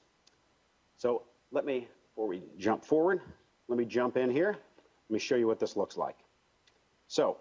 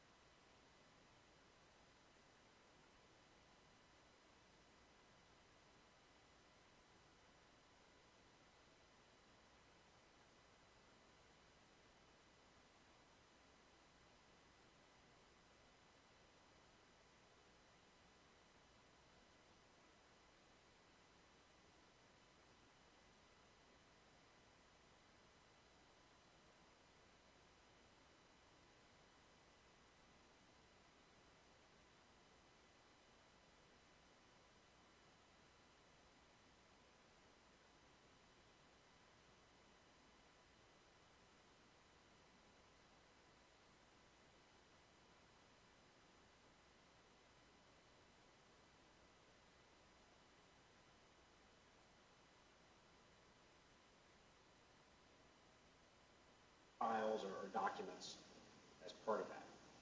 So, as I referenced earlier, Shipyard is a Python-based deployment engine for Docker. So, from within here, I can run a series of recipes that will allow me to see or to do my output job of text to audio. So from here, there are four files that make up any Shipyard recipe. Shipyard recipe has a config file that tells construct, storage account, batch account that I'm going to actually use, that I'm going to connect to. It has a credential file. So if I look at, I'll bring this open in Visual Studio Code. Anybody here using VS Code? Familiar with what VS Code is? Yes. Yeah, so VS Code is a cross-platform sensible editor for all languages. Big community of contributors to this. It's an open source platform available across Linux, Mac, Windows, of course, but allows me to get IntelliSense and teletype experience from it. One example of that is when I'm configuring my Shipyard environment, I need to first provide it with my batch service account, that account key, the endpoint. I need to define my batch service storage, and then of course the encryption key. Remember that access key that I referenced earlier about storage? Nothing can talk to storage unless it has the access key. So from here, go in, I define that. I've got my job that I've created. Whoops, I don't want to bring it up in there. Just a transparency what Shipyard is actually going to do. It's going to use the Blaze exit OGG container image that's available from the Docker Hub. We're going to grab that from Docker Hub, and we're going to inject that into our batch node online. Once it does that, it's simply going to run text to OGG, SH, and it's going to dump it out to the Shipyard volume that I've defined within inside of my storage account. Okay? So there's nothing going on in the background here, voodoo-wise. It's purely declarative based off of the recipe. And then last but certainly not least, I'm going to define a pool that I'm going to create. So when I create a pool of instances, I automatically go through and add a pool. I'm defining what my virtual machine size is, so that in my case I'm going to use a standard A2 instance, which is a very, very basic instance. It's 2 cores, 3.75 gigabytes of memory. Again, I could define really any of our instance type. If I wanted to use, let's say, H16, 64 instances, RDMA, bank activity between them, part of my job, I could actually just specify those. Again, publisher onto batch supports mostly all distros that are available today, in our marketplace today. The Docker-specific ones are documented, not how our batch. Then a few additional parameters, right? So you get the idea. If you have done anything in Docker before, these config files should look familiar to you. Also, at the root of Shipyard, we're actually just calling in our Docker file. So, okay. So now that I've created, or I've got my config file specified, Shipyard is going to do all the heavy lifting. How I do this?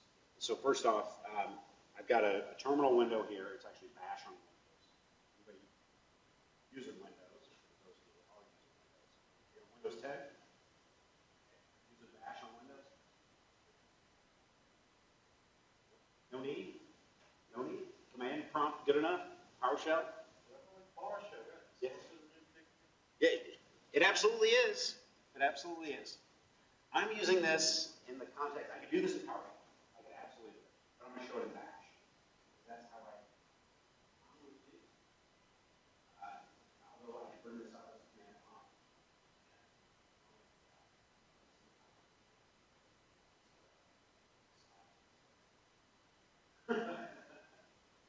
Their slashes are all backwards. So here's what I'm going to do.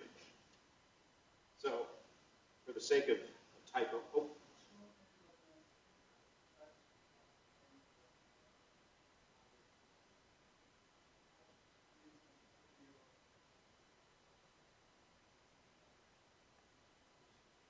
Okay, so is it talking down like this? Or bringing the mic up? Yeah, maybe like just a little louder. All right. Okay, so I'm going to speak a little bit louder. So what I'm going to do here, the first and foremost, I'm going to run a command that is calling Python, calling my shipyard primary Python script. I'm doing a pool add, so I'm going to create a pool of instances. I'm instructing Azure to go out, grab an image, my conical batch image, and create some virtual machines. Remember I said create 2 standard A2 instances. And bring that image in, set hydrate those. Of course, I'm giving it the parameters of my config directory. Very simple. I hit enter because I've already got my credentials embedded, my storage account, my access account, everything is in my config file. So once I hit enter, I'm using an older version of Python, I'm going to get some SSL related content. I've got set also to verbose output, so you can see every single line item here.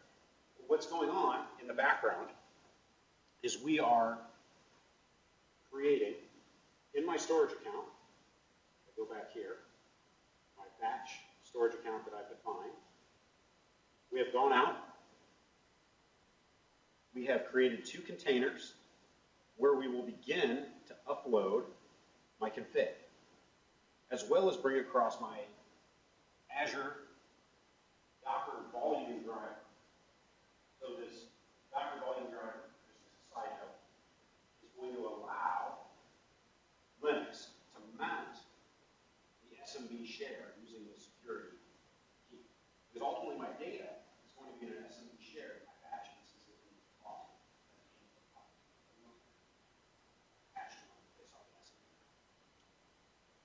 So we're copying up all the files.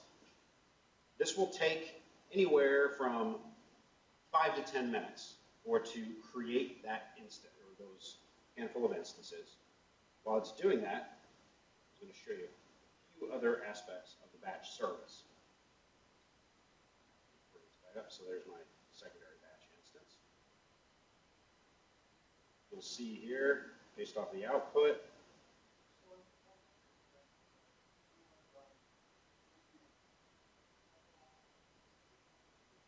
is there a bit of a delay? Yeah, there's a delay in Okay, very good. So from within inside of the Azure portal, I went ahead and went back into my batch service lab. And that batch service lab account that I've created, what's starting to occur is if I go to my pools, that pool that I've defined, you'll notice that it started, created the initial pool. And what you'll see based off of the legend is that with the light blue color, we're in the process, if I move my mouse away from that, we're in the process of creating 2 instances. So this pool, being a massive HPC environment, has 2 nodes with 4 cores available to it. So see here my operating system is medium size. As these images come online, what Shipyard is actually doing, if I click on Start Tasks over here, you'll notice that as the pool is being built, the command line that we're calling out is essentially what Shipyard has inserted. So as these instances come online, it's reaching out, it's running installation of our Docker image, it's bringing that down, setting all of the parameters for us automatically to make these instances able to accept Docker images.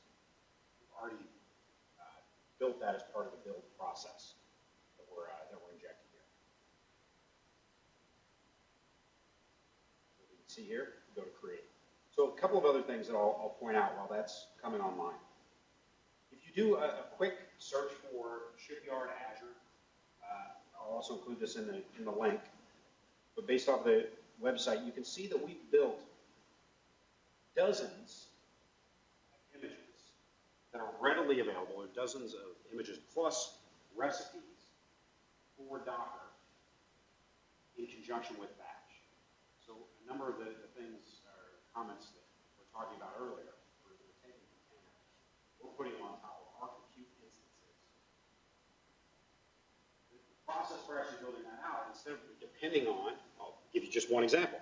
So if you have a need for molecular dynamics, you're doing anything with NAND, NAND GPU, NAND InfiniBand or MPI, or NAND TCP, the recipes have already been built. If you are doing anything with video processing, each one of these recipes that I referenced earlier with the text and OGG as an example, even deep learning, fluid dynamics, really good for the oil and gas guys. What I found interesting was that we actually did put out the recipe for high-performance LinPath, InfiniBand MPI configuration. So if you would like to benchmark your configuration before you actually run your jobs, you can go ahead and run a LinPath test against that. This gives you, of course, background information on exactly how the test performs. I will say that there's actually a really interesting article about 2 weeks ago, I guess it has been, that Exabyte actually ran a series of LinPath tests. So LinPath being the most common benchmark in most cases. And what they found, they ran it across us, AWS, SoftLayer, a few other cloud providers, and Azure, which I was unsurprised, but in the industry, Azure came out on top, highest performing for HPC services based on the instance. Right, it's a leapfrog game, right? They'll deploy some new Broadwell, something like that. What I found really interesting is that today, our InfiniBand configuration, especially our H series, being that it's based off of 54 gigabit per second InfiniBand, our older A series, A8 and A9, previous HPC recommendation, was 32 gigabit per second. What we found is that we're getting just over 17 teraflops across a 32 node, 16 cores, 32 nodes with this LinPath test. So we're getting up there, right? I mean, that puts us, just that base configuration with LinPath puts us just around 61 to 62 in the top 500. Look at what Cray Edison is doing right now. It's coming in just under 17 teraflops. So again, using commodity hardware, using just regular LinPath,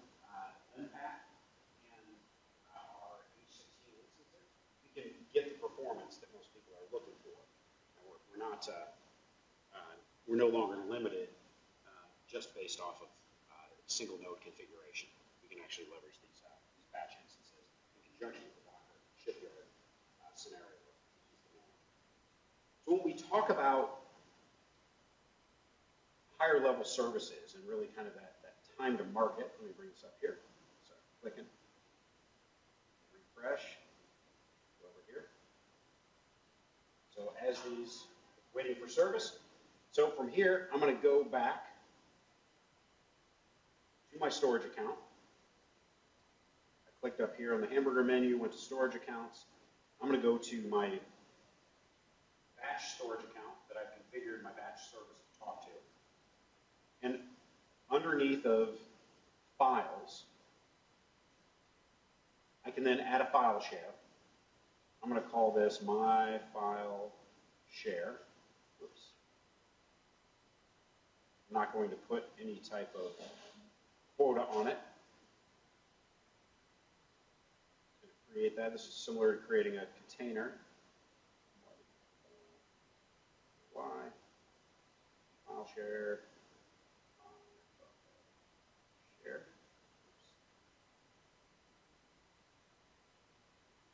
This.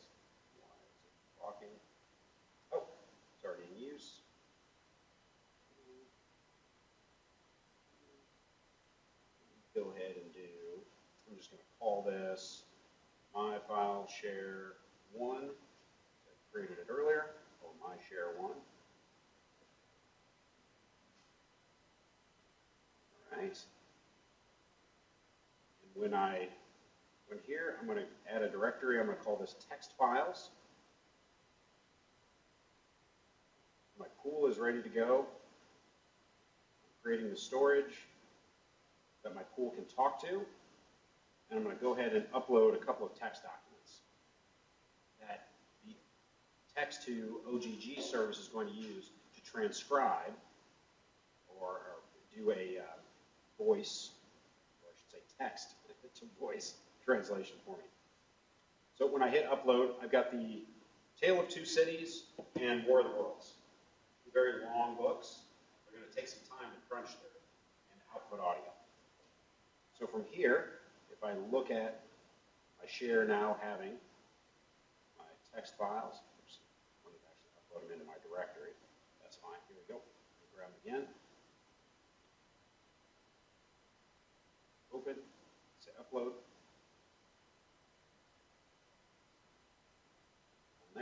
Done there. So now I've got my text files in my directory.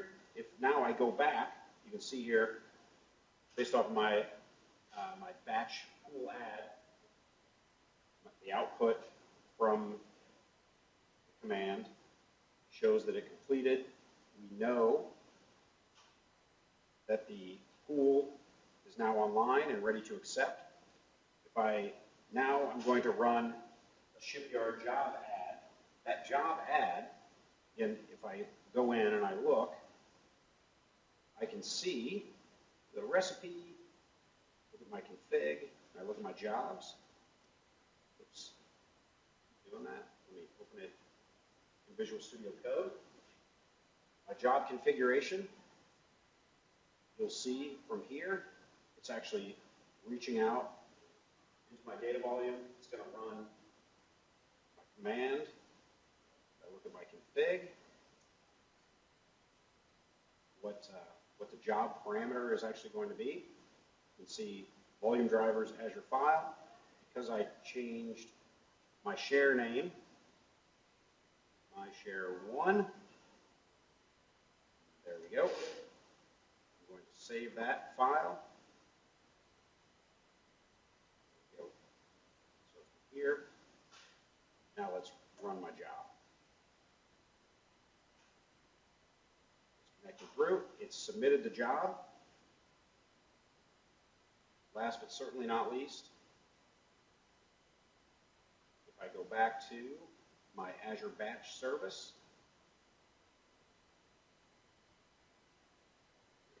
portal,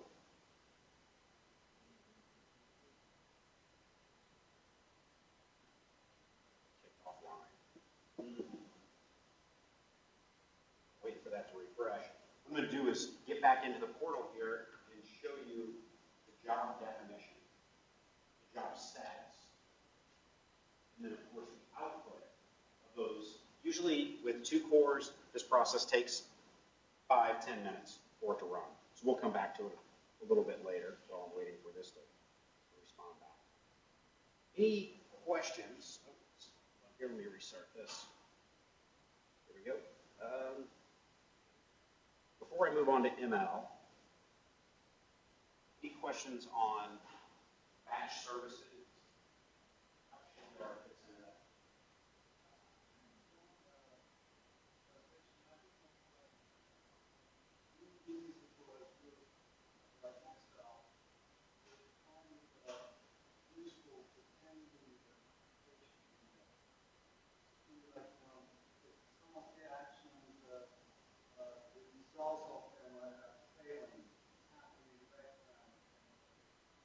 Once you develop a mental framework of what's happening, it really helps to see those notifications in series as they pile up in the pages or is stuff for a job. Yeah, absolutely. The alerting aspect of Azure, everything that we do, of course, is logged. But as far as making it available notification-wise, as I'm working in the portal and I submit an interactive, whether it's a job, create a cluster, create a storage account, a modification to a resource, all of that is going to show up in the notification panel underneath the bell. So while you're in that session, it will show up because I cancel my session and back in. Here's all notifications that I had already cleared previously. But if you need to go back and review the status, anything underneath the activity panel for that individual resource is going to then show you the status of everything you actually submit as part of that. Yeah. So the last thing I'll show here in batch, I've clicked on my batch service account. If I scroll down, you'll see my tasks have started to go off. See my core count that I'm actually using, so we know that Shipyard is actually using all 4 cores. Scroll down here to my jobs. I can see my batch job actually processing at this point. You'll see here that it completed. So each one of those files has been read in by the service and then outputted as an audio file. If I go back, I look at my storage account from before, blobs,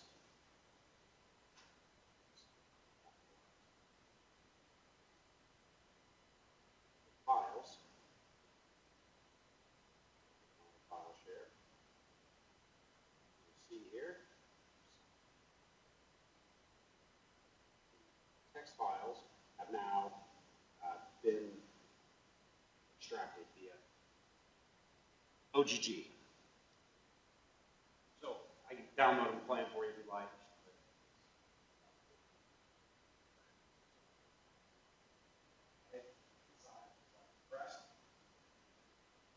Just know that also that exact walkthrough is what's in the demo lab. Download it and walk through it as well.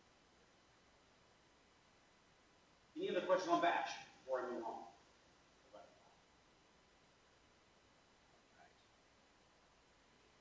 So here we go.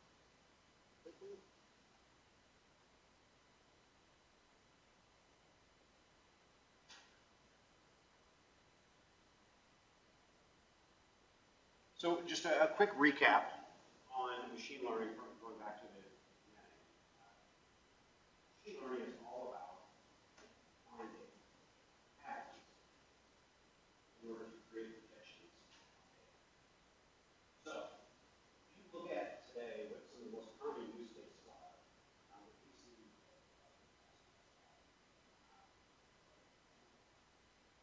credit card fraud is a perfect example. Just kind of reference on the earlier slide.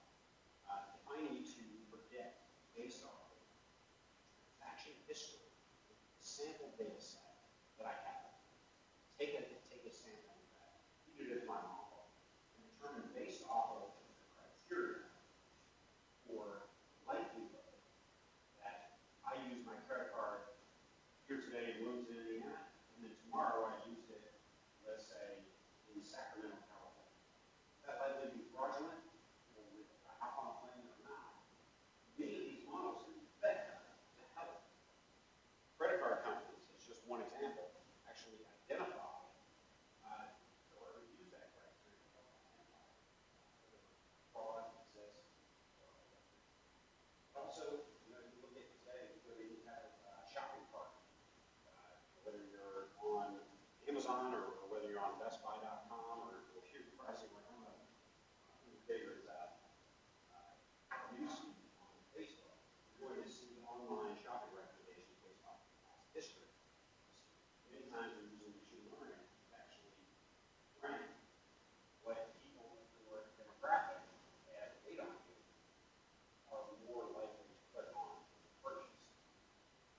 Machine learning comes in 2 models in the context of Azure machine learning, and it supports the 2 primary sets of algorithms, supervised and unsupervised.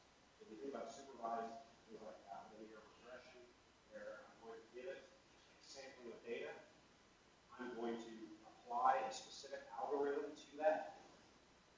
And once I go through and I apply the algorithm, I can then determine output sampling of that to train the model as to whether or not I'm actually aligning with my other control set of data.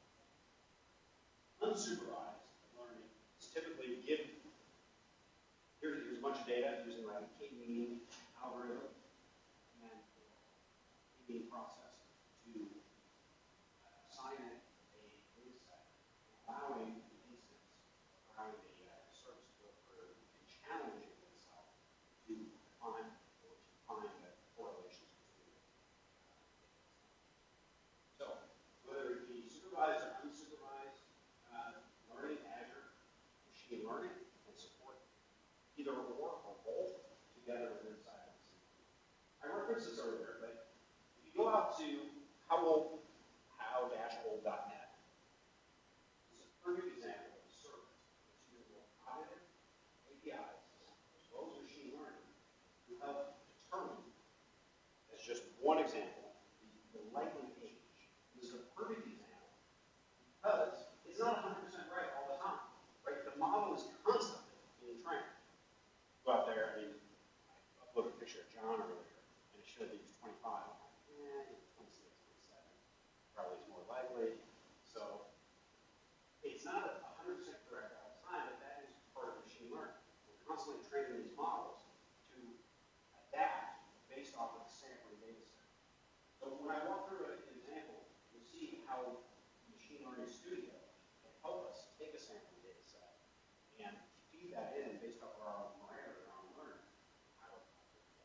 Microsoft has a long history with machine learning. I kind of like to reference this back to Hotmail days. If you look at early spam detection that exists inside of Hotmail, all the way to what also in your Gmail account or even in your Exchange mailbox as part of on-premise environment. To some degree, that's actually using machine learning. And it's using some of those exact same algorithm concepts to filter out messages based off of whether it be content based off of signature header and so forth, all the way through really what we're doing today as making the same underlying platform that we built into our proprietary products over the years. And SQL Server, even our Connect service for managing, or I should say, actually recognizing and projecting gestures through our sensors, interacting with through Spec Translator. Most recently, in the last year and a half, is actually using machine learning to help us translate in real time. Has anybody played around with this? You know what I'm referring to? So, if you're a Skype user, now it's built directly into Skype.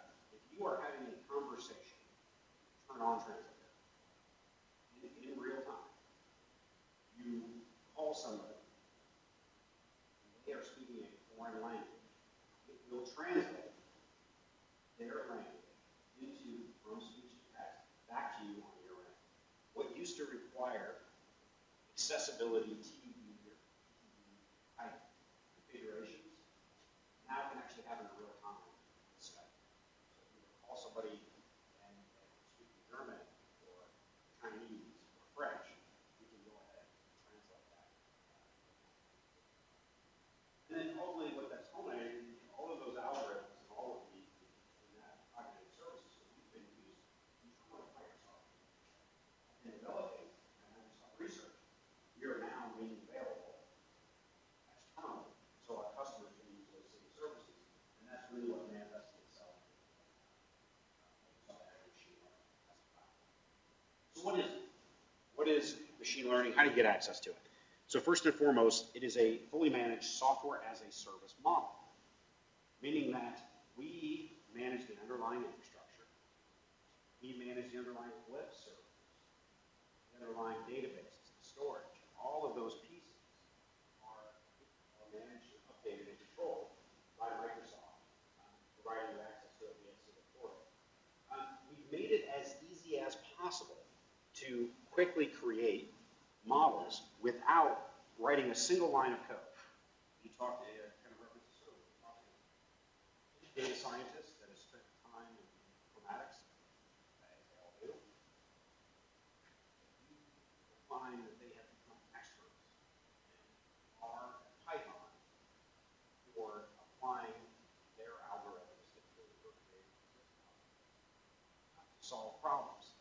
That typically requires a very high skill set. We want to make it possible for anyone to use machine learning. That it doesn't have to be, you don't have to have a PhD in informatics to take advantage. We have brought in a gallery of literally hundreds of algorithms that are openly available, or if you have built your own algorithms, you can bring them directly into Azure Machine Learning, whether that be through a Juniper notebook or as part of your experiment as a sample. And that could be in R or in Python, just unmodified and bring those in. And of course, like anything else, machine learning, kind of look at it as the concept of visualizing and visualizing a data set and actually creating a prediction. If we're trying to add this to a complete data platform and adding it as output that can be consumed by applications, we typically are going to want to expose the output of our model out to an API. And where machine learning, how does Microsoft monetize this service? How do we charge for this service? It's the web API on the back. So if you create a model that is ingesting data, constantly taking sampling, and exposing it out via web API, if you need that level of service, then there is a charge to expose it on the back end.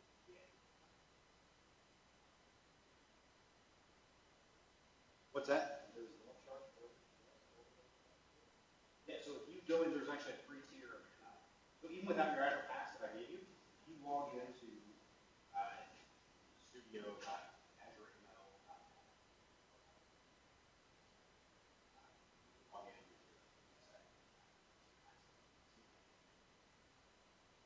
there's a cap for adding 10 gigs still there. So many CPU sites. One of my favorite quotes, we did this workshop at the University of Chicago. One of the emails I got from a student, it was actually for a grad student, and he went through, hired him as an intern for the summer. But just to show you kind of the power of this, some of the questions you had asked earlier, I mean, if you're spending a lot of time writing doing scripts in Python or writing your own R, chances are you can very quickly take advantage of this process.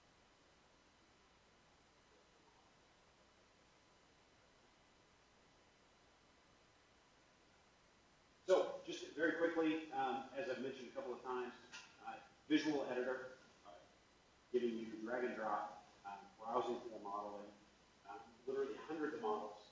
As far as supervised, there's about 25 algorithms that we provide, whether they be supervised for classification, regression, text input model, whether that is CSV, TSV. We have an OData connector, we have an RData connector. We also can support ingesting your own unstructured zip file, as an example. If you've got images that you want to use as input, machine learning point being, if you've got a data set and we can attach to it, if it's successful, we have a chance to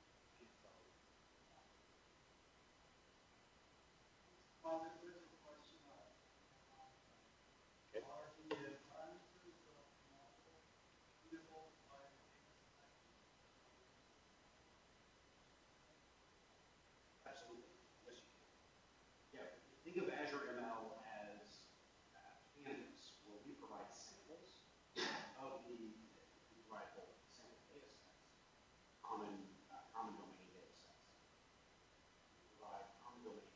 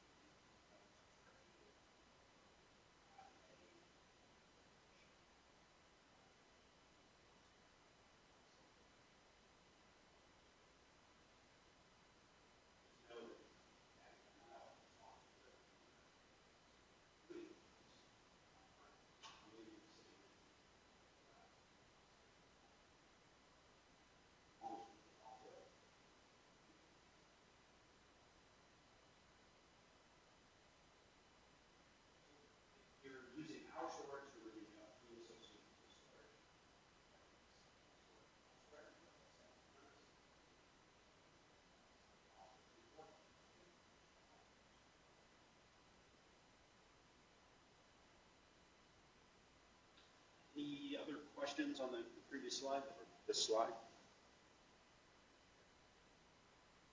So, very quickly, I do want to spend a couple of minutes walking through what ML Studio looks like. Very basic workflow. Typical ML regression process. Raw data input, let's say this is a CSV file. First thing, the first step that I typically do in any data set is I'm going to go through and cleanse that data. I'm going to apply a pre-processing job to that.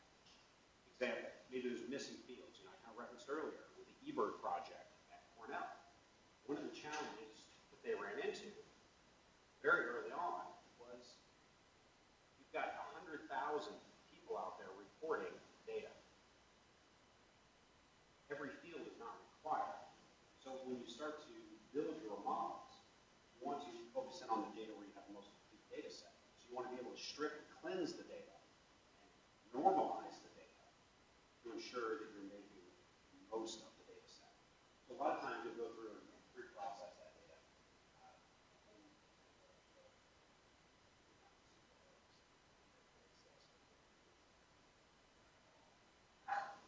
So we're going to apply a pre-processing rule. We're going to take that prepared data. We're then going to apply an algorithm to it.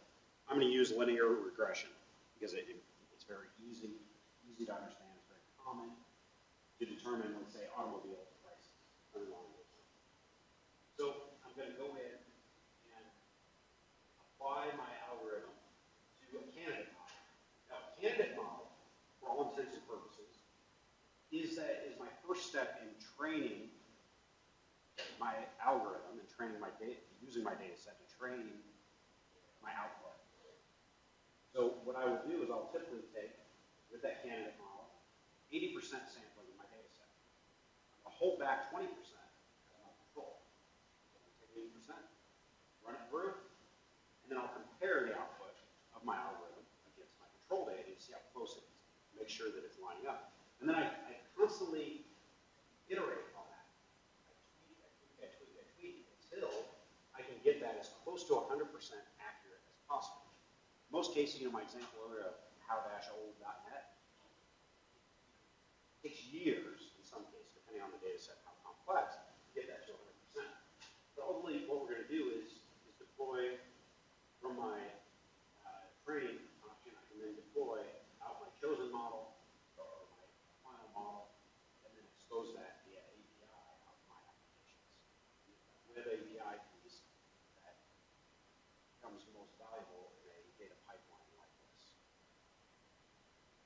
So algorithm, I'll just actually show that to you, deploy the web service we talked about. I'll come back to this. So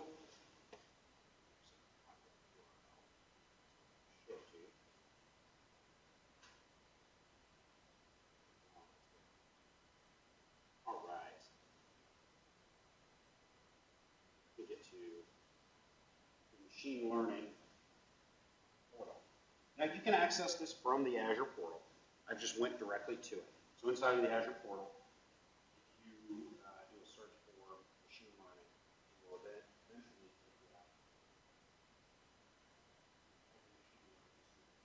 It's a separate dedicated website that we're going to use to actually build a model. So once you log in with your Microsoft account up here in the upper right-hand corner, it's going to allow you to go to your workspace. And for me, I'm using the free workspace.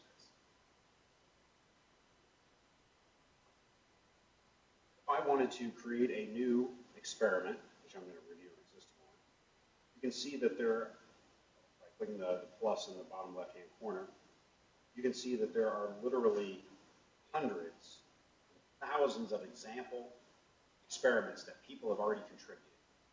There are also hundreds of thousands of common data sets that are out there that I can use for training my model.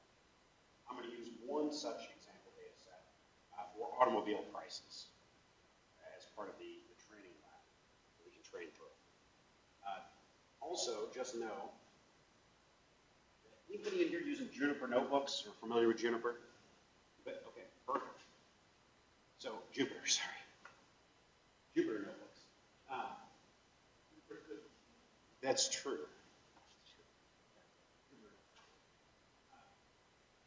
So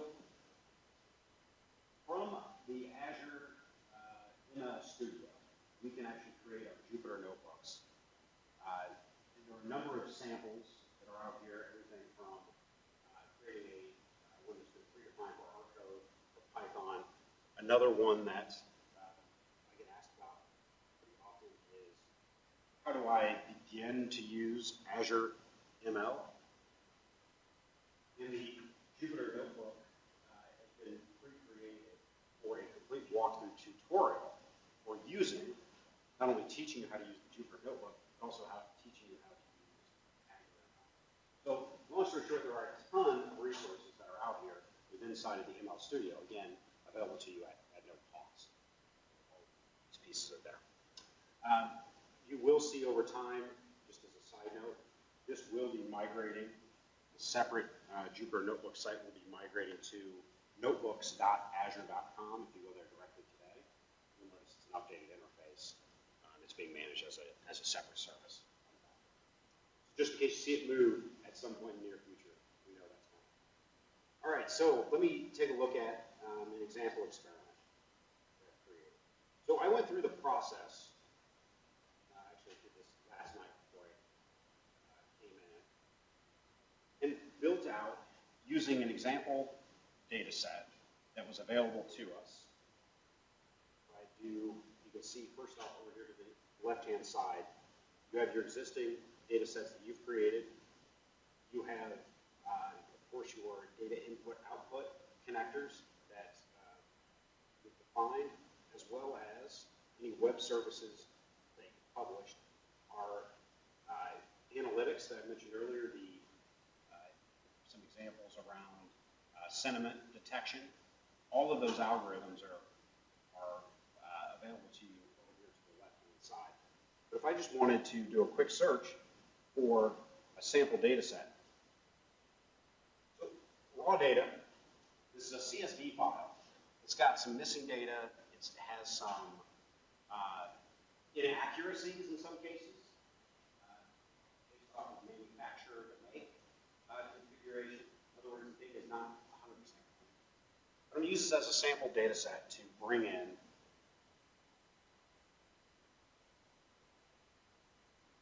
to machine learning. So as part of this, to bring in a data set, I can just take it, drag it, and drop it directly onto my workspace here. You'll notice that when I'm inside of the workspace, I'm going to get a property pane over here to the right-hand side where I can configure any of my settings. In my case, I brought in my data set. If I look at the data set itself, hit visualize, it's going to allow me to see all rows, including my pricing. I can go ahead and set which column is going to be my primary marker. When I go in and that first kind of initial run of cleansing the data, one example that I've configured here is I want to remove certain columns from the data set. It doesn't make sense to actually include these as part of the model. Why crunch through them? Why use them when ultimately I'm trying to predict pricing variability in the automobile market? So normalize loss I'm going to remove. I'm also going to change out. Using a cleanse model, I'm going to remove entire rows that are empty. So again, I've taken my data set, I've removed columns, preparing this data, I then removed any missing rows, so I have one complete data set as part of the process. Next thing that I'm going to do is actually go through and select what are the criteria that I want to use that are variables in automobile pricing. Right? And there are literally hundreds of columns that I can choose from. But for me, I'm trying to figure out where the most variability is, I'm going to use things like make. I'm going to use it for right? Engine size. I want to understand what the highway gas mileage is. I want to understand what the wheelbase and body style is. Is it a truck? Is it a full length truck, or maybe is it a smaller truck? And of course, what its RPM range is going to be. So as part of that, I've selected a column. Next thing that I want to do is split that data out. And this is where the training comes in. Because I'm going to be using linear regression as my algorithm, I'm going to split the data into two subsets.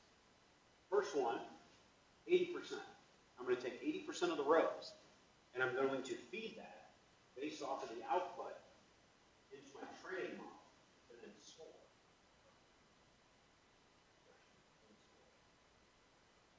I'm going to hold back 20% of that data to actually score the model.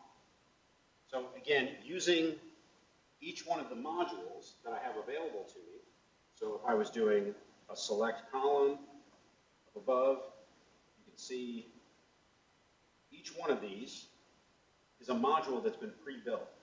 This substitutes a number of lines of Python or R code that would normally have to be written for this.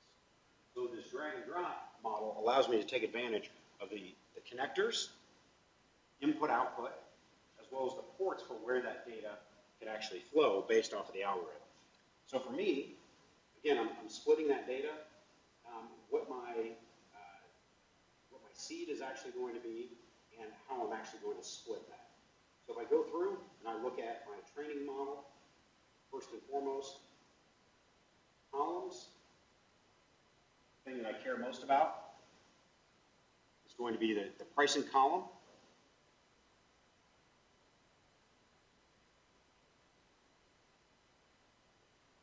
The other 20% goes into my score model. And then last but certainly not least, gives me an option to validate my model. So I've taken a data set, I've cleansed it, I have chosen the columns that I actually care about that I want to use as part of my test. I then split the data into train, score, and then I've applied my algorithm to it.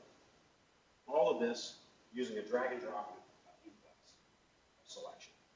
So now, if I would like to, when I select down here at the bottom, I can either run the entire model or just run the selected. I'm going to run the entire model to see here how quickly this is actually running.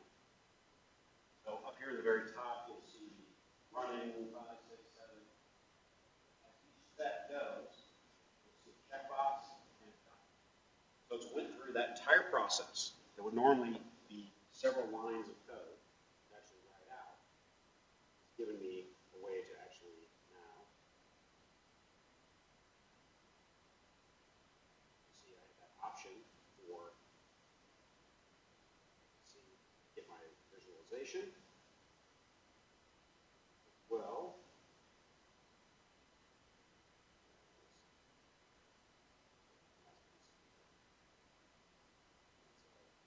visualize. I can see my evaluation results, edit my comments, or send that out if the process itself, because I'm actually doing this in R, or I'm sorry, in R at this point. If I was using this, this baseline in Python, the current version of Notebooks allows me to then output that directly. So now I actually have the code that I can save off for later.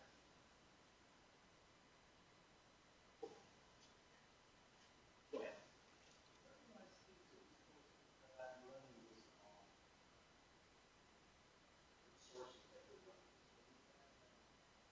No, that's an excellent question. So the virtual machine, the network, the storage, all those components are actually managed by one package. We are individual resources.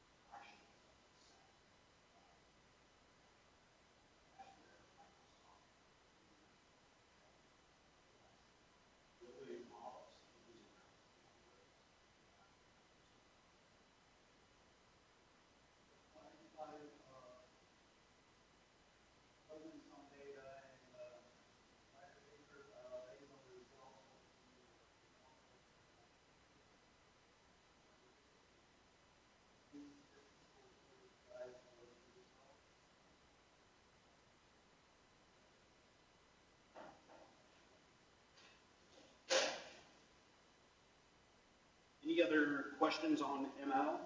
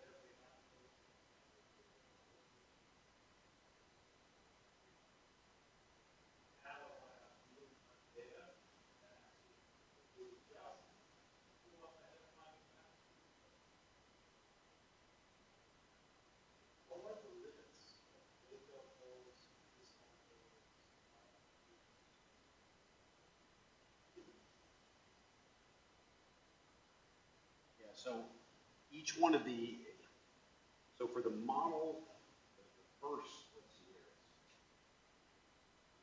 the first several hours of usage per month that I've actually run for now. So you go through there, you learn it,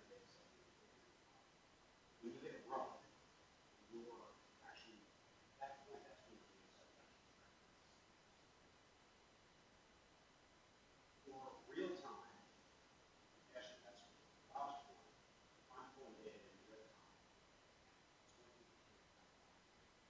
Outflow, PTI is actually pulling that data.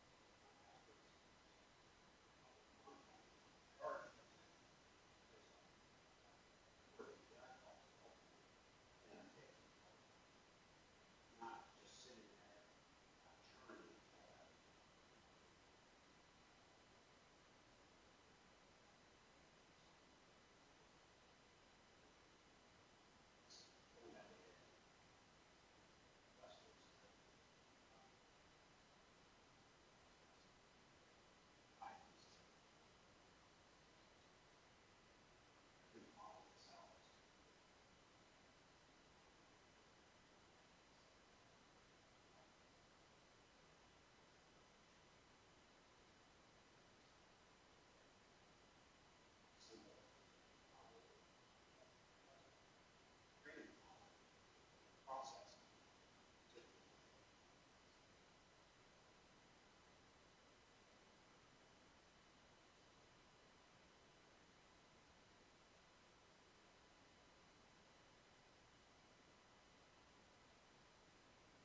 Right. So, time-wise, time check.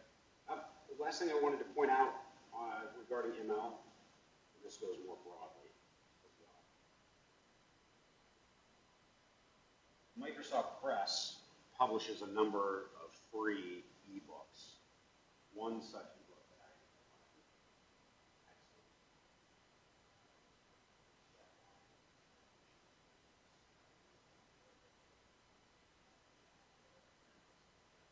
fundamentals have not changed.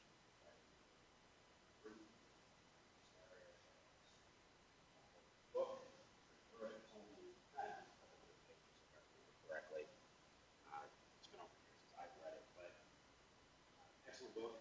Wanted to plug it. Just know that there's some great information that's in there. So for the sake of time, let me ask the group, because I want to make sure that we have enough time to talk about Azure for research.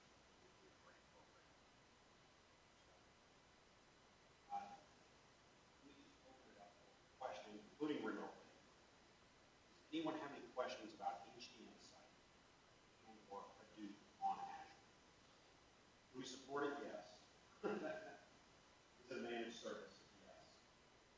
Which is Spark, Hadoop platform. It uses Azure storage, blob storage, as storage tier that we addressed.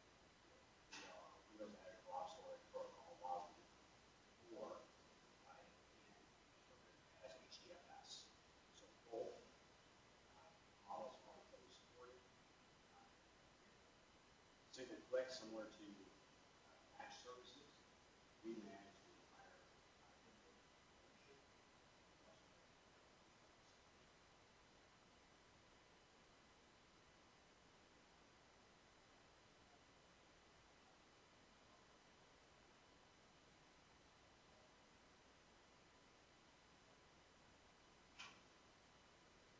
On your graphical use case, what I would say is,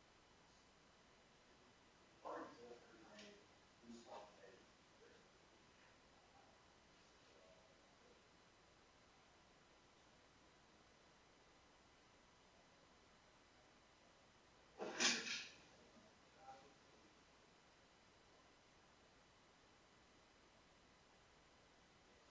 pretty easy for code in the data set.